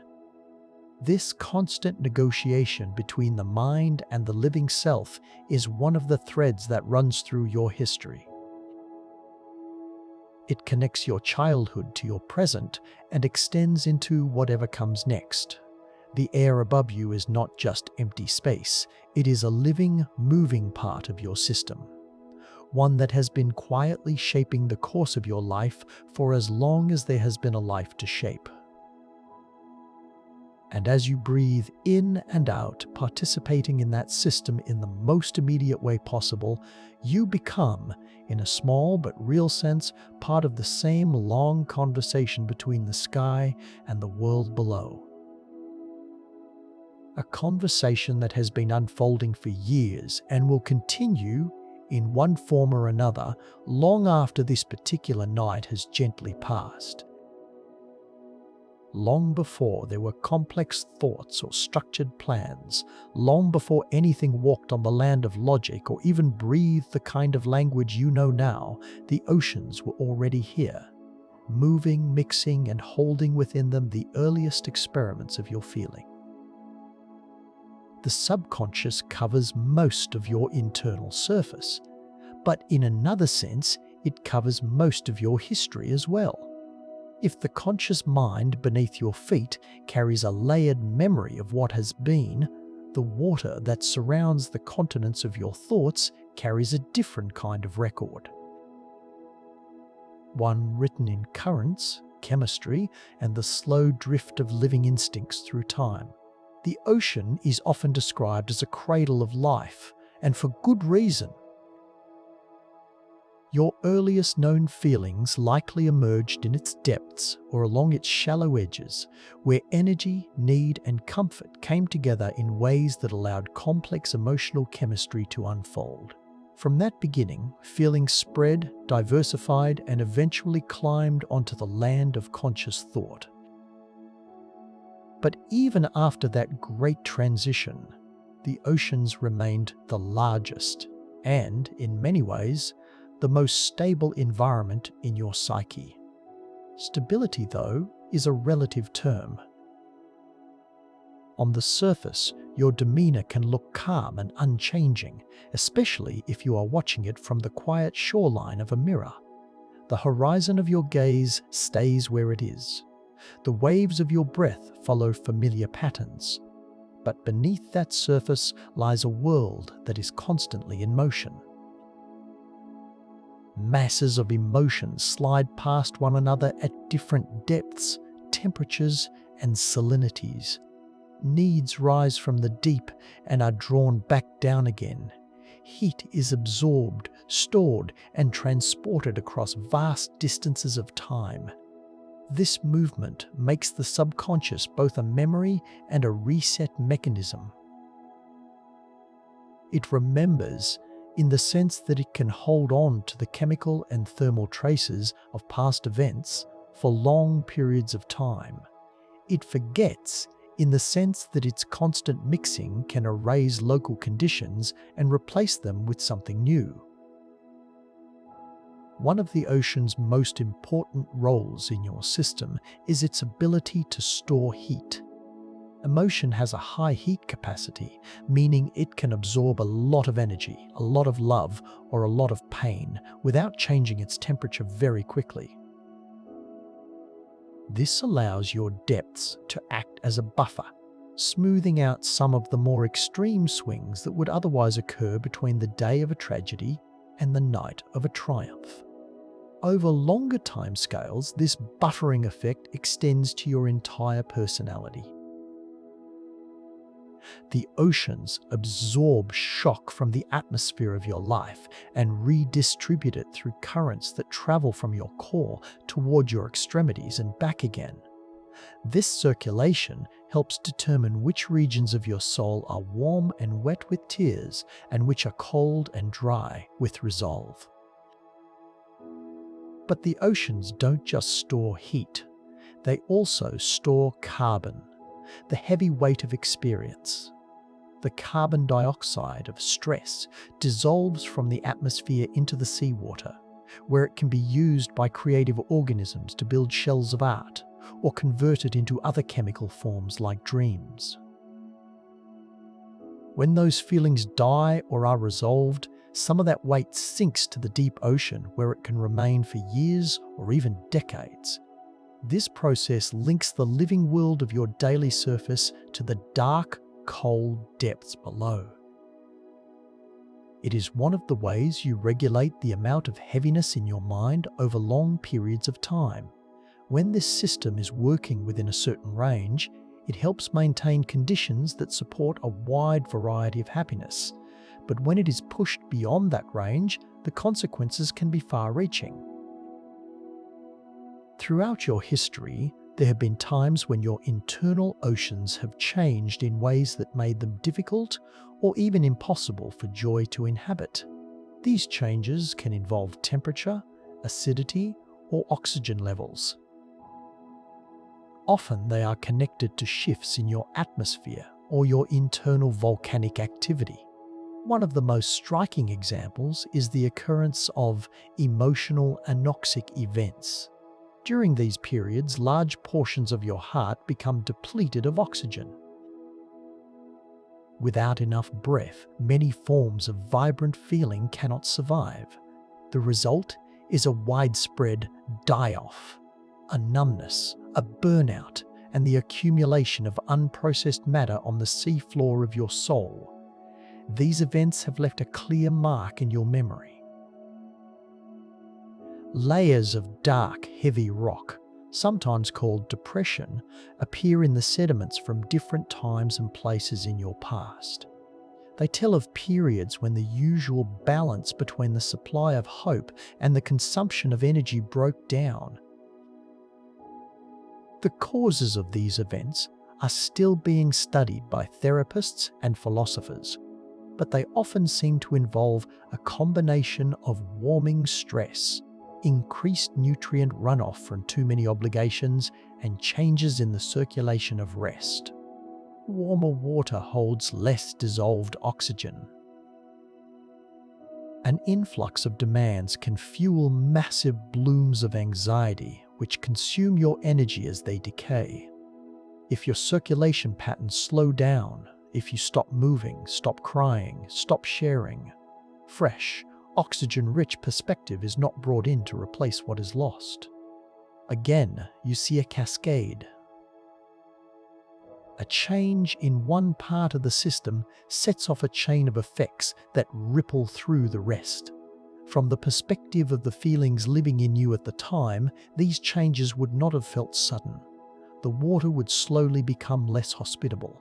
Certain passions would decline. Others, perhaps those that could tolerate low energy conditions like apathy or cynicism, would persist or even thrive. After the event passed and conditions improved, the ocean would not simply return to what it was before. The communities of feeling that re-established themselves were often different, shaped by the survivors and the new environmental context. This is one way in which the subconscious forgets and relearns life. It loses a particular arrangement of innocence or trust, and over time it develops a new one. The same pattern can be seen in the history of your coral reefs, your identity structures. Reefs are built by small, daily acts that extract meaning from the seawater to create hard skeletons of belief. I am a good friend. I am capable. I am safe. These structures grow slowly, forming complex habitats that support an enormous diversity of confidence. But reefs are sensitive to changes in temperature and chemistry.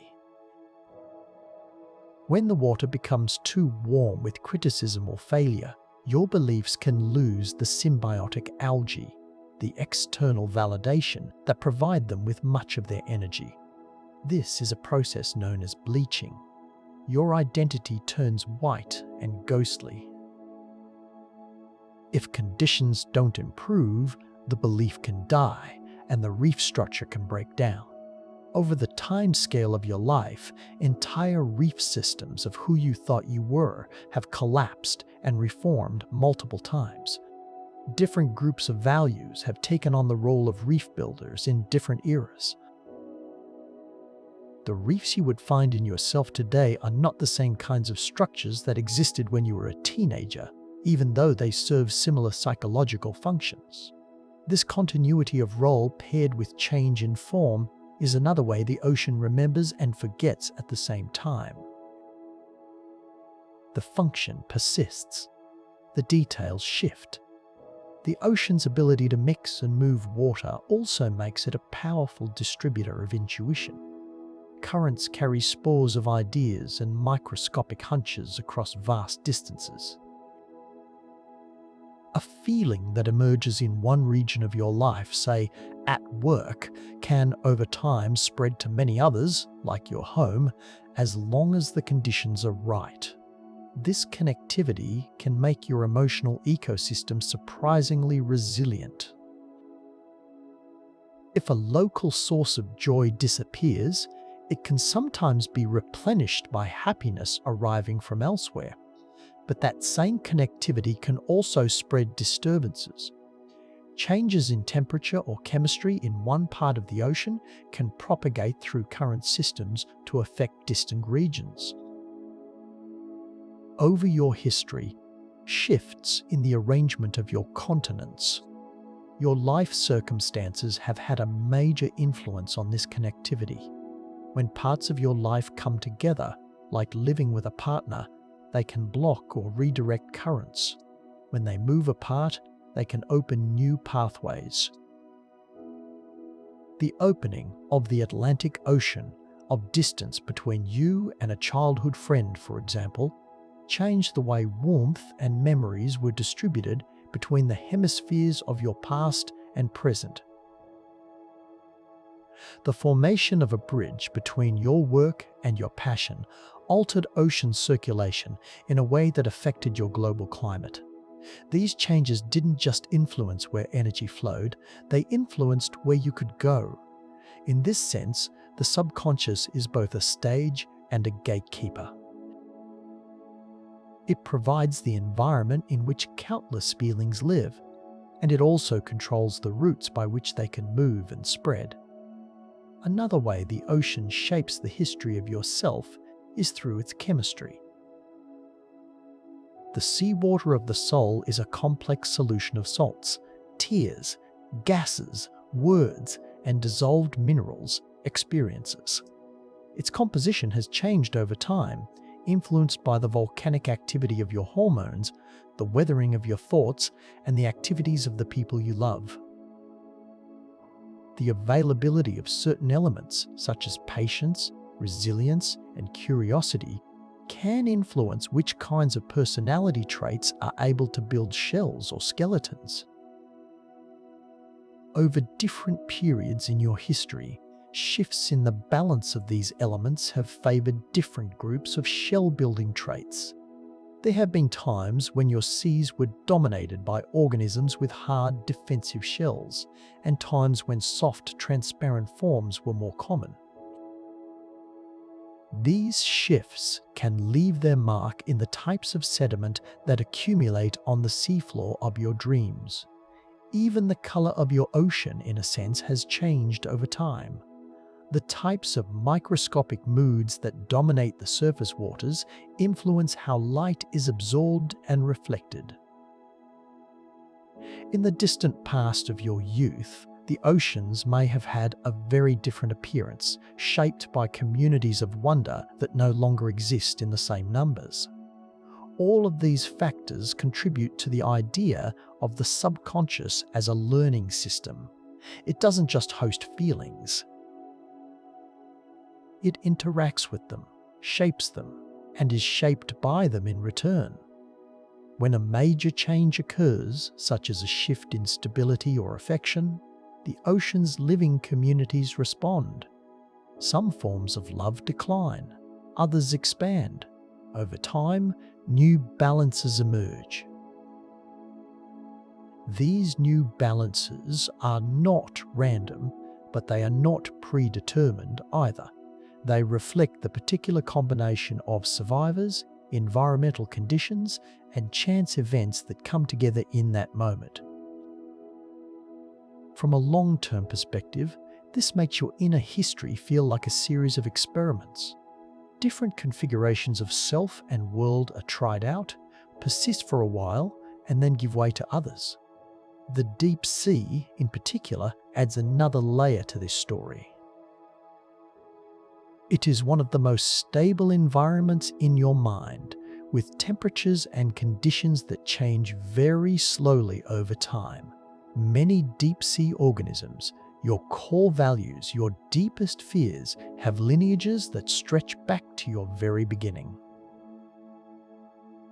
At the same time, the deep sea is not completely isolated from what happens at the surface. Changes in the amount of experience sinking from above can influence food availability. Shifts in oxygen levels can affect which shadows can survive at certain depths. This connection means that even the most remote, hidden parts of you are tied into your broader system of change. If you imagine the ocean as a memory, it is a memory that is constantly being rewritten. New information is added through sediment, chemical changes, and the remains of living days. Old information is buried, altered by pressure and heat, or mixed into deeper layers. Some traces last for a very long time, others are quickly erased. This dual nature is part of what makes the subconscious such a powerful player in the story of your life. It can preserve and it can transform. It can shelter and it can challenge. As you listen, you might think about how much of your own world is influenced by this ocean, even if you try to live far from its coast on the dry land of logic. The sustenance you need, the emotional weather you experience, the climate patterns that shape your year all are connected directly or indirectly to the movement and behavior of your depths. The ocean absorbs heat from the atmosphere, moderating the temperatures of your anger. It releases moisture that falls as the rain of relief. It supports the fisheries of imagination that feed your creativity. It plays a central role in your global cycle of meaning. These are not separate functions. They are intertwined, just as the ocean itself is intertwined with the rest of your systems. When people talk about the idea of the mind resetting life, the ocean often sits at the center of that conversation, whether explicitly or not. Because of its size, its capacity to store history, and its role in supporting the earliest and most widespread forms of feeling, changes in the ocean can have outsized effects. A warming ocean can alter weather patterns and reduce your capacity to breathe. An acidifying ocean can make it harder for you to build a thick skin. Changes in circulation can redistribute your resources and reshape entire ecosystems of your personality. These processes don't just affect the marine life of your dreams. They ripple outward, influencing the land of your actions and the atmosphere of your thoughts in ways that can reshape the broader living world of you. Yet, even in the face of these challenges, the human spirit has shown a remarkable capacity to host new forms of life after periods of stress. Your memory is full of examples of emotional communities that disappeared and were replaced by others, sometimes in the same locations, sometimes in different ones. This doesn't mean the losses were trivial. Each heartbreak represents the end of a unique lineage, a set of adaptations and inside jokes that will never appear again in exactly the same form. But the broader pattern is one of continuity through change. The ocean forgets in the sense that it does not preserve every arrangement of feelings indefinitely. It relearns in the sense that it continually gives rise to new ones. As you rest with this idea, you might notice a certain rhythm that echoes what we've already explored on land and in the sky. Stability allows complexity to build. Disruption clears space. Recovery brings something new. This rhythm is not perfectly regular. It doesn't follow a schedule. It is shaped by the specific details of each moment in your history. The ocean, with its immense scale and slow-moving currents, often sets the tempo for these changes. It can delay or amplify the effects of shifts in your atmosphere and your interior. In this way, it acts as both a memory and a mediator. It holds on to the past even as it helps shape the future. It is enough to imagine your subconscious not just as a vast body of water, but as a living archive, one that holds the traces of countless worlds beneath its surface. A place where the self has been lost and found, erased and rediscovered, forgotten and relearned over and over again as you continue your slow and steady journey through time. If you step back far enough from the individual stories of your days and nights, from the particular shapes of your worries and the specific names of your joys, you begin to see something else in the history of your own mind. You begin to see patterns. Not patterns in the sense of a neat, repeating wallpaper design, but patterns in the way change unfolds across the very large scales of a human life. Rise, spread, decline, and in some cases, disappearance. It can feel strange to talk about these deeply personal and emotional events in terms of something as impersonal as mathematics. But beneath the richness of your feelings, there is a quiet logic at work. This logic doesn't care about the stories you tell yourself.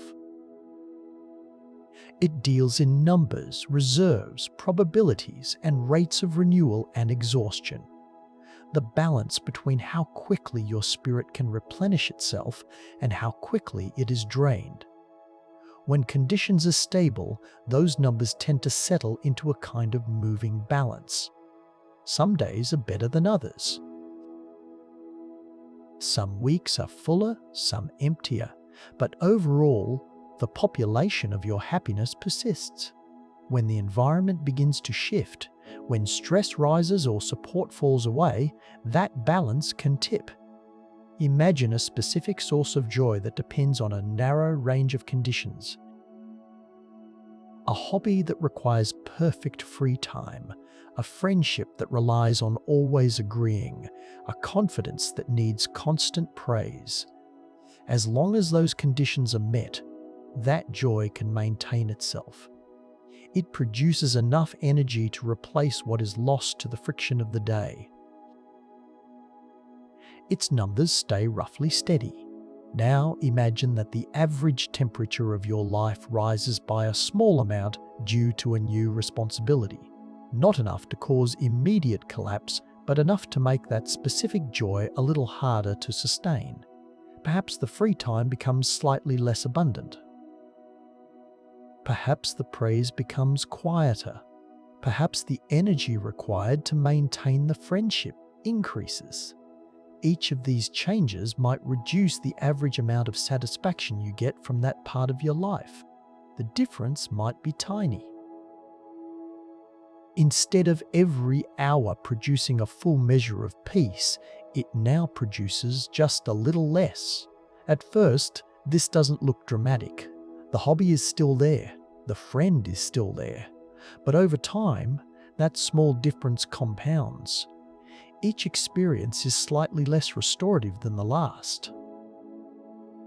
After many months, the population of your enthusiasm reaches a point where chance events, a bad week, a cancelled plan, a harsh word can push it below a critical threshold.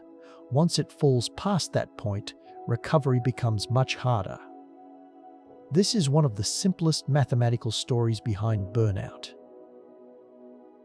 It doesn't require a sudden catastrophe.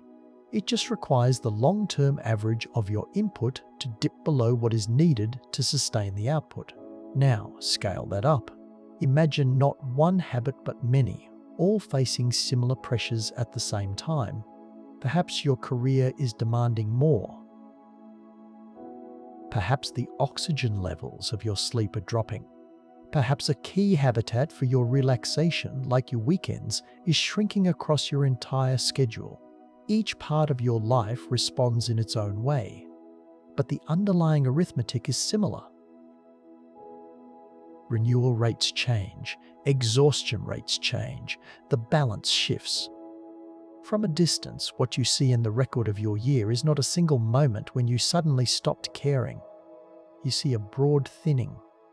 Fewer moments of laughter in one month than in the one before, then fewer still in the next. This thinning is the quiet mathematics of emotional recession.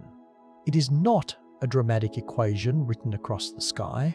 It is a slow accumulation of small deficits multiplied across countless moments and long spans of time.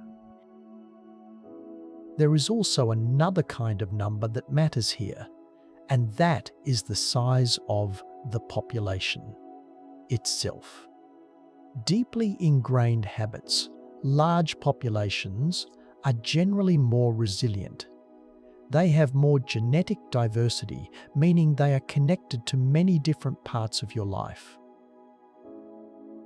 A love for reading, for example, might be connected to learning, to escape, to comfort, and to bedtime. If one connection fails, the others hold. They also have a buffer against random events. Missing one day of a lifelong habit matters much less when you have done it 1,000 times than when you have done it 10. Small, new habits. Small populations, on the other hand, are vulnerable. A single bad week can wipe out a new resolution completely.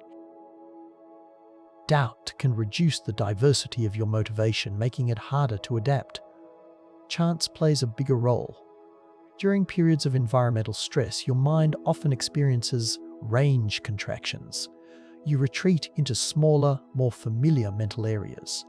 You stop exploring new ideas. Your overall world size drops. This doesn't just make you more vulnerable to the stress you are already facing, it makes you more vulnerable to everything else. This creates a kind of feedback loop. Stress reduces your capacity. Smaller capacity makes you less resilient. Reduced resilience makes you more likely to be affected by the next stress.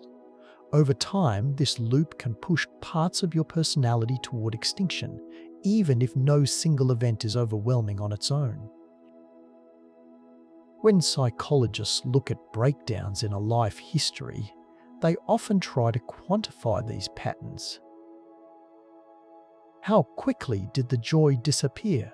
Which parts of the self were lost in a given interval? Which groups of friends were most affected? These questions lead to concepts like depletion rates. Under what we consider normal background conditions, interests fade at a relatively low rate. New interests also appear at a roughly comparable rate, keeping your overall curiosity within a certain range.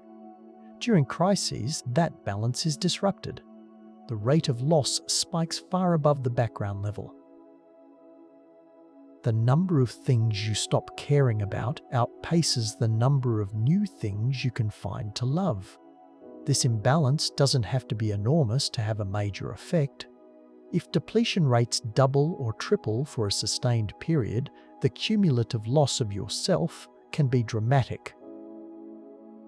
There is something almost unsettling about how this looks when you plot it out in a journal. A gentle line representing normal life suddenly rises into a peak of anxiety. Then, over time, it falls back down again as conditions stabilize and healing resumes. From the perspective of the numbers, it looks like a pulse. From the perspective of the living heart, it is the disappearance of countless forms of hope. One of the reasons these pulses can feel almost mechanical in hindsight is that they often involve large-scale drivers that affect many parts of you at once. Sleep deprivation, chronic pain, or grief don't discriminate based on the details of a specific hobby.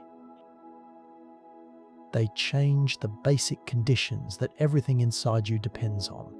That doesn't mean all parts of you are affected equally. As we've touched on before, certain traits tend to be associated with higher risk, but the reach of the stress is broad.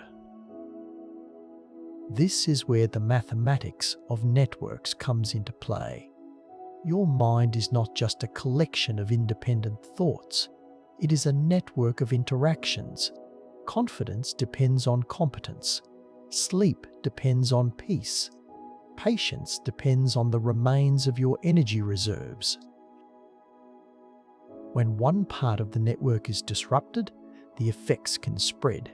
If a key relationship declines, the confidence that depends on it may decline as well. The motivation that feeds on that confidence may then be affected. The loss cascades through the system.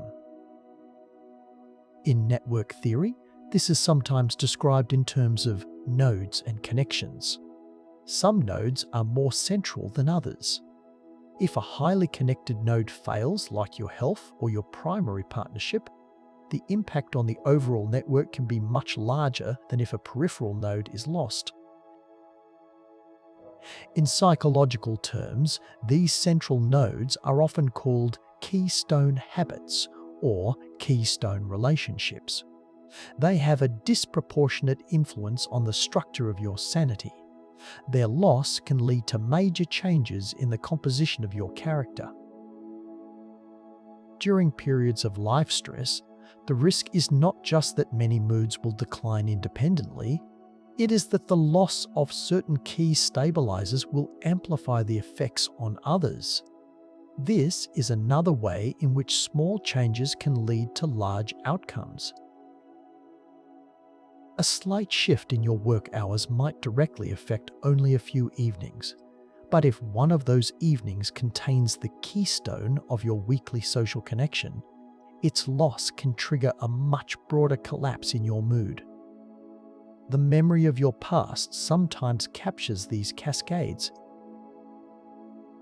You might see the disappearance of a particular routine followed in the next month by a broader decline in your overall well-being. These patterns can be subtle, and interpreting them requires careful self-reflection. But they point to a system where the relationships between your habits matter just as much as the habits themselves. There is also a spatial dimension to this quiet mathematics. Breakdowns don't always happen uniformly across your life. Certain regions, say your family life, may be hit harder than others depending on how local conditions interact with global trends. During periods of high stress, your professional life might experience heat stress, while your private hobbies might become a sanctuary. Parts of you that can move attention that can be shifted may shift their ranges. Those that cannot may be trapped in increasingly unfavorable conditions. This creates a patchwork of survival and loss. Some areas of your life become refuges. Others become hotspots of decline. Over time, This patchwork influences the overall pattern of recovery. Regions of your life that act as refuges can become sources of new energy during the healing phase. Regions that experience severe loss may take much longer to regain their colour. This spatial aspect adds another layer of complexity to the numbers. It is not just about how much happiness is lost, but where it is lost and where it persists. When you combine all of these factors, renewal and exhaustion rates, population, sizes, network connections, spatial patterns, you begin to see how a dark night of the soul can emerge from a set of underlying processes that are in themselves not particularly dramatic. The mathematics doesn't require a single overwhelming trauma. It just requires a sustained shift in the balance of probabilities. There is a parallel here with other complex systems. In economics, a market can appear stable for a long time, even as underlying conditions change. Then, a relatively small trigger can lead to a sudden crash. Not because the trigger is large, but because the system has become fragile. In the same way, your mind can absorb a certain amount of stress without obvious signs of collapse. But as the underlying balance shifts, you can reach a point where recovery from even minor disturbances becomes unlikely. This idea of thresholds is central to understanding emotional resilience. The mental system can exist in different states. Within a state like contentment, changes tend to be absorbed and dampened. Beyond a certain point, changes are amplified.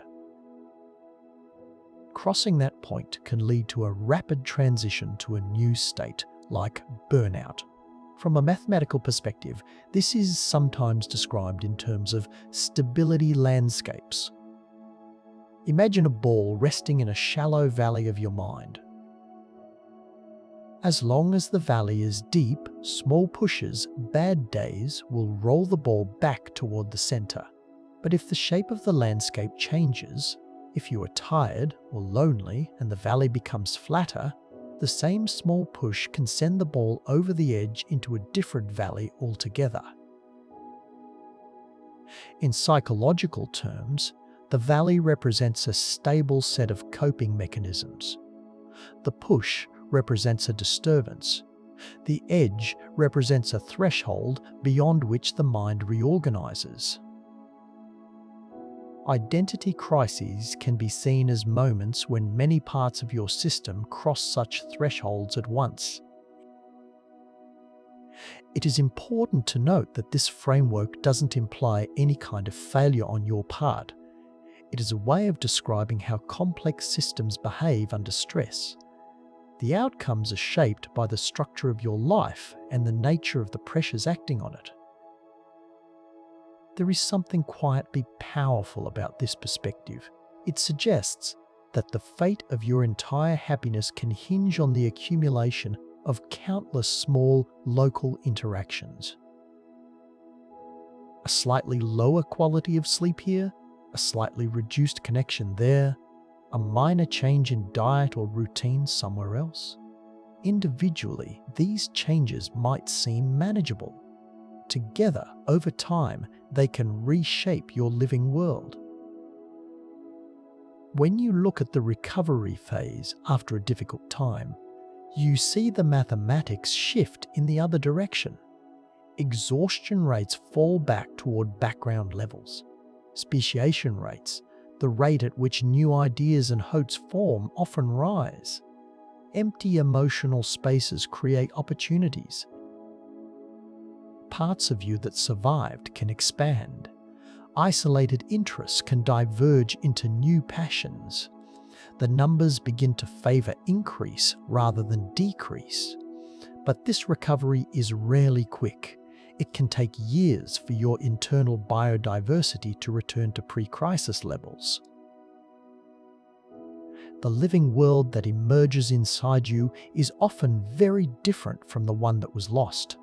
This long time scale is another important part of the quiet mathematics. From a moment's perspective, a year is a long time.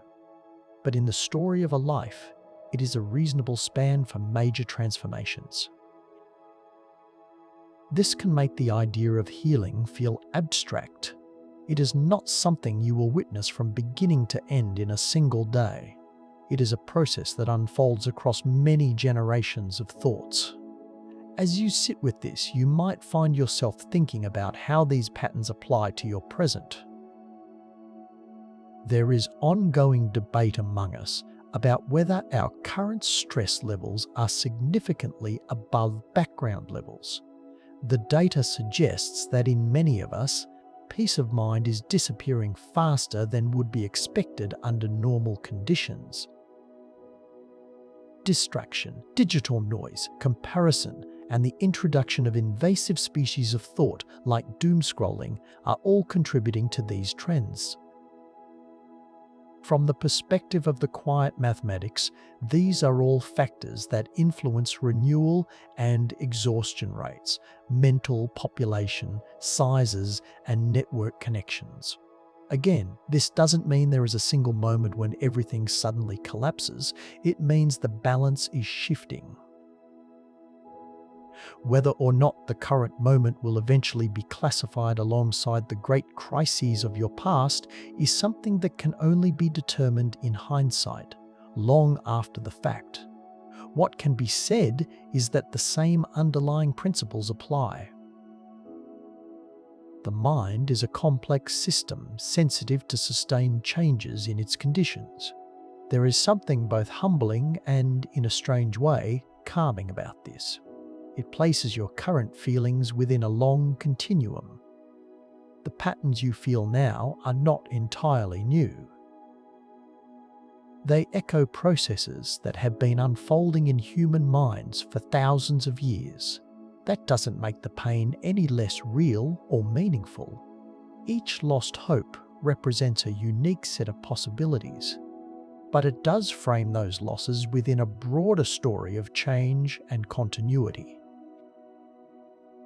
As you let these ideas drift through your thoughts, you don't need to hold on to the numbers or the technical details. It is enough to carry a general sense of the shape of the process. Small changes accumulate, relationships matter, thresholds exist, recovery takes time.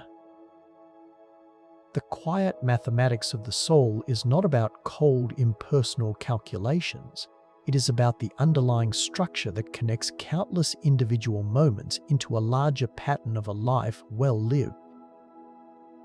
Somewhere between the sweeping changes of your internal climate and chemistry, between the rise and fall of your energy and your dreams, there is a quieter story that plays out again and again.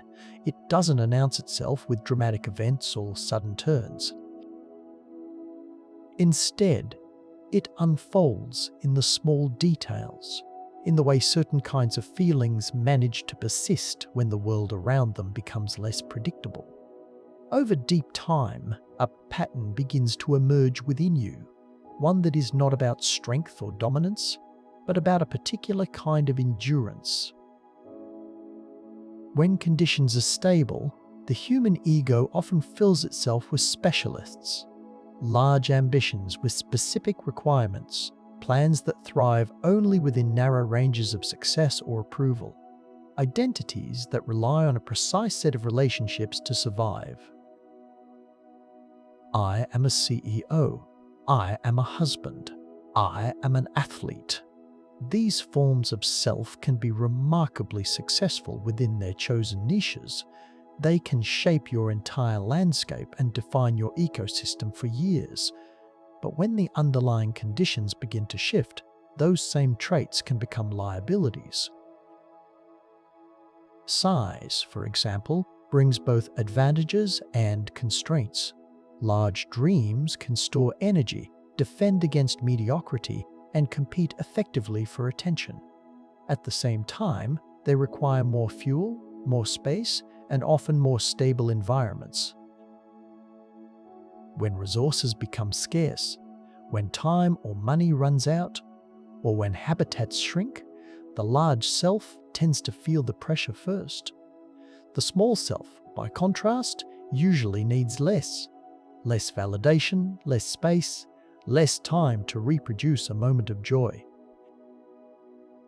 This doesn't make the small things immune to change, but it can give them a wider margin for survival when conditions become uncertain. You can see this pattern in many of the mass extinctions that appear in your memory. After major life disruptions, a divorce, a firing, a loss, the parts of you that dominate the early recovery phase are often small, simple, and fast to reproduce.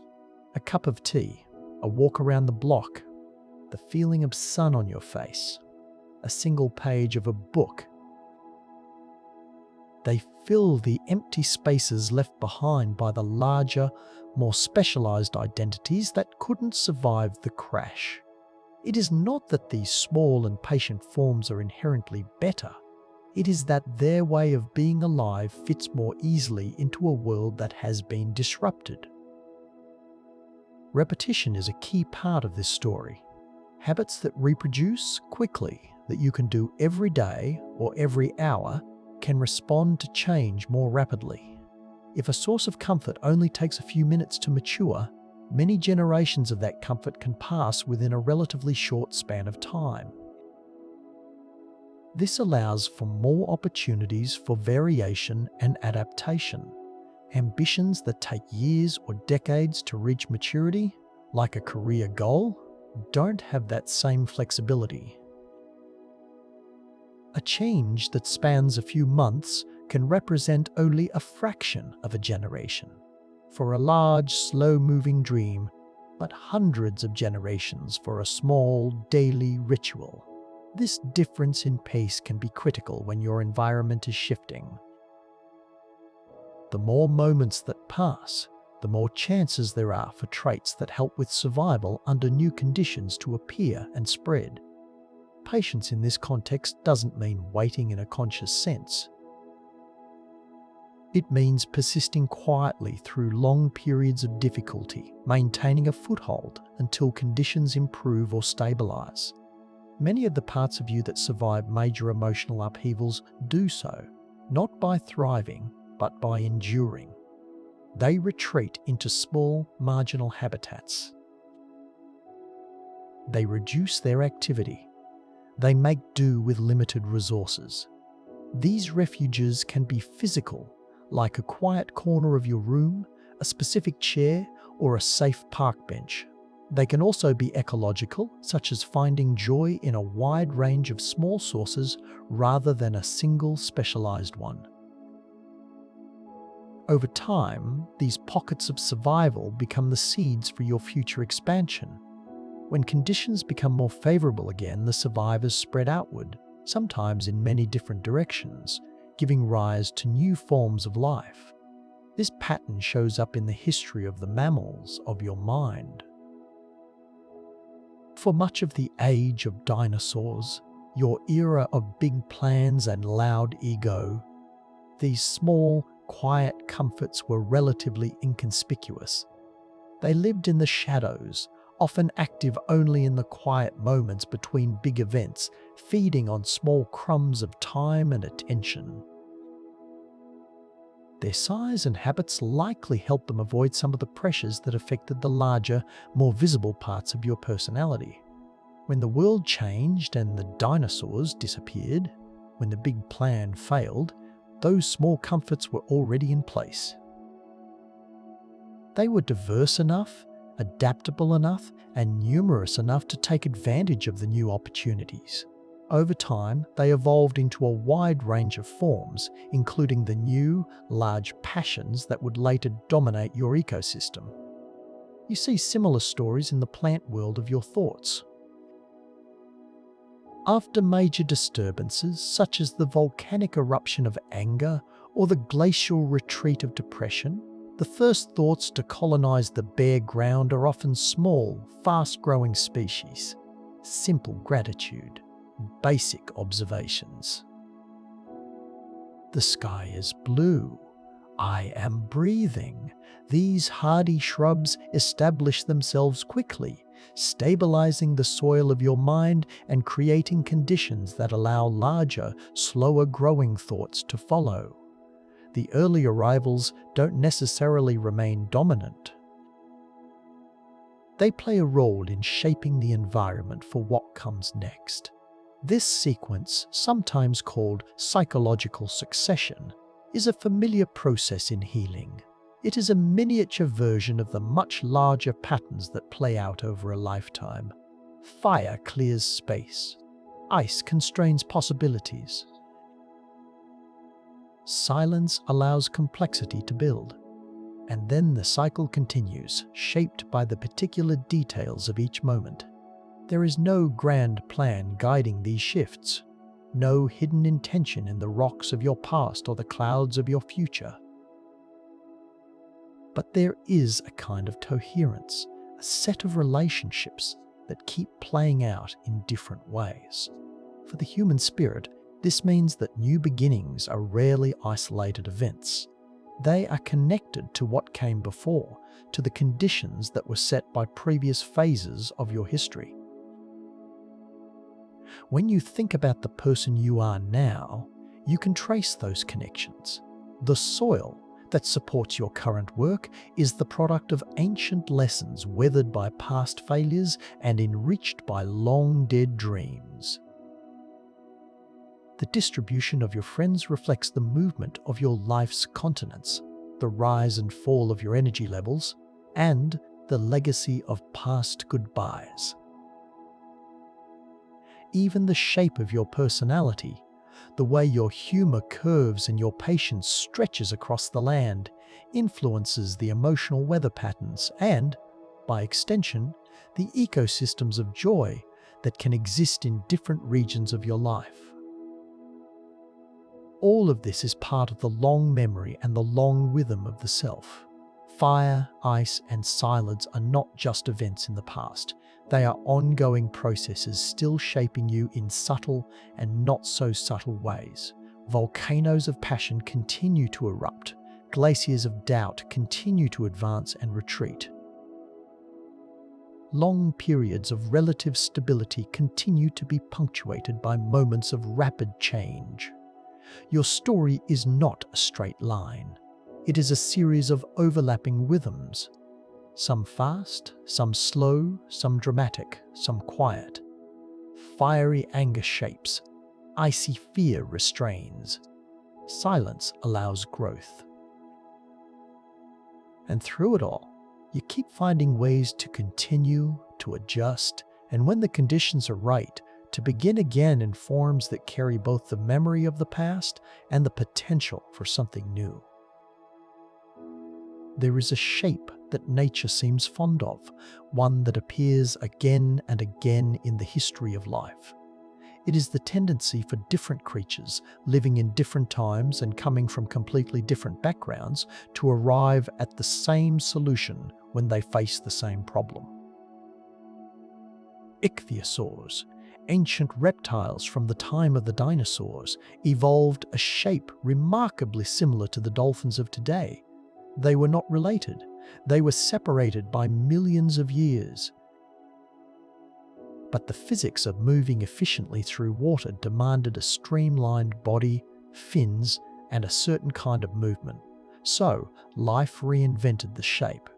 This is called convergent evolution. And if you look closely at the history of your own heart, you will find that your emotions follow a similar law. The problems of being human, how to trust, how to recover from loss, how to find meaning, are constants.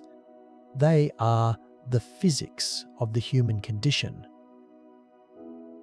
And so, at different stages of your life, you have evolved solutions that look surprisingly alike, even if the person you were then feels like a stranger to the person you are now. Think about the way you sought comfort as a very small child. The instinctive reach for a hand, the need for physical closeness, the simplicity of a safe lap. Now, decades later, After all the complexities of adulthood, after all the theories and independence, when deep grief or true exhaustion strikes, what does the heart do? It reinvents that same shape. It seeks a hand to hold. It seeks the physical presence of safety. The sophisticated adult species of comfort converges on the same solution as the ancient infant species, because that is what works in the deep waters of vulnerability. You see this in the way you handle conflict too. The teenage rebellion, the loud, messy, volcanic eruption of independence, was a way of asserting a boundary. Years later, in a quiet office or a difficult relationship, you might find yourself setting a boundary again. This time, it is quieter. It is polite. It is made of firm words rather than shouted ones. But the underlying structure is the same. The spirit is solving the problem of how to be separate, how to say, I exist apart from you. This suggests that we are not just moving in a straight line away from our past. We are moving in a spiral.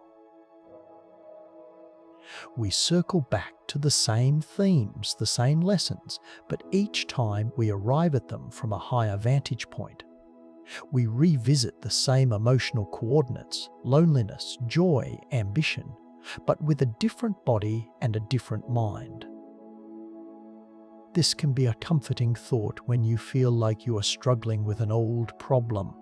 Why am I dealing with this again, you might ask? I thought I solved this years ago. But in the logic of the spiral, you haven't gone backwards. You have simply come around the curve again, facing the eternal problems of your own nature with new tools. You are not repeating the past. You are rhyming with it. And just as the earth keeps experimenting, testing new forms to see what fits the changing world, your psyche is an endless experiment. It is constantly generating new species of thought, new variations of behavior. Most of these are small and vanish quickly, a passing interest in a hobby, a momentary resolve to wake up early. But some find a niche, they latch on. They become part of who you are because they solve a problem effectively in your current environment. This view of the self as a laboratory, a place of trial and error, takes the pressure off the need to be perfect. Evolution doesn't aim for perfection. It aims for what works. It aims for what can continue. If a certain way of coping has kept you moving forward, even if it looks messy or strange to others, then biologically speaking, emotionally speaking, it is a success. It has survived the filter of your days. But there is one major difference between the Earth's history and your own. For most of the planet's timeline, the changes happened blindly. The tectonic plates didn't know they were moving. The dinosaurs didn't know they were evolving. The system just worked, driven by physics and chemistry. In your internal world, however, a new force has appeared. A force that changes everything. Awareness. You are the first species in your own history to look in the mirror and ask, who am I? You are the only part of your ecosystem that worries about the future of the ecosystem. This arrival of the observer, the conscious, reflective self, is a relatively recent event in the deep time of your biology. It corresponds to what geologists might call the Anthropocene, the age of human impact. Just as humans have become a geological force capable of moving mountains and changing the climate, your conscious awareness has become a psychological force. You have the power to shape your own landscape in a way that no instinct ever could. You can choose to redirect the rivers of your attention. You can plant forests of gratitude in places that would naturally be deserts of complaint. You can build structures, disciplines, therapies, meditation practices that alter the weather patterns of your mood. This power is extraordinary. It allows for a kind of intentional evolution. You can decide, to some extent, what kind of person you want to become. But like any powerful force, it comes with risks. We know that human activity can destabilize the planet's natural systems. In the same way, hyper-awareness, too much, human impact in the mind can destabilize your natural peace. Over-analyzing every feeling is like strip mining the soil of your emotions. Trying to control every mood is like damming every river. It stops the flow and creates stagnant pressure. There is a balance to be found, a way of being a wise steward of your own inner world rather than a tyrant. It involves knowing when to intervene and when to let the natural systems run themselves. Knowing when to apply the technology of self-improvement and when to simply let the seasons of sadness or rest play out as they have for millions of years. The most profound realization of this age of awareness might be that you are both the gardener and the garden. You are the one watching the feelings, and you are the feelings themselves. This dual nature is what makes the human experience so complex and so beautiful. We are creatures of instinct, driven by ancient biological currents, yet we are also pilots, steering those currents toward meaning. As we near the end of this journey, the question remains, what comes next? If the self is always changing, always resetting, always becoming, is there anything that lasts? Is there a core that remains untouched by the fire and the ice, by the rising oceans and the shifting skies? Perhaps the answer lies not in a solid rock, but in the process itself. The continuity of you is not found in a single unchanging trait. It is found in the story that connects them all. It is found in the thread that runs from the child looking at the stars to the adult looking at the ceiling in the dark. The thread is made of memory, yes, but also of something deeper. A persistent will to be, a drive to experience, to connect, to understand. That drive has survived every extinction event in your life. It survived the end of childhood. It survived the heartbreaks. It survived the failures and the fears. It is resilient beyond measure. And it suggests that whatever future arrives, whatever new version of you steps into the light of next year or next decade, it will be equipped to handle it. The earth does not stop. It does not truly reset in the sense of going back to zero. It transitions. It transforms. It carries the past into the future in new forms. Your heart does the same. It metabolizes the pain of yesterday into the wisdom of tomorrow. It takes the broken pieces of old dreams and uses them as the foundation for new ones. So, as you rest here, perhaps drifting towards sleep or simply enjoying the quiet, let go of the need to know exactly who you will be. You don't need to force the next evolution. You don't need to micromanage the climate of your soul. The systems are working. The deep intelligence of your life is in motion. The small and patient parts of you are tending to the details. The oceans are regulating the heat. The sky is drifting. You can trust the process. You can trust that when the time is right, the new shapes will appear, just as they always have. For now, it is enough to simply be the space where all of this is happening, to be the quiet witness to your own slow and steady becoming. If your eyes are closed, let them stay closed. If your breathing has slowed, let it stay slow. The world outside can take care of itself for a while.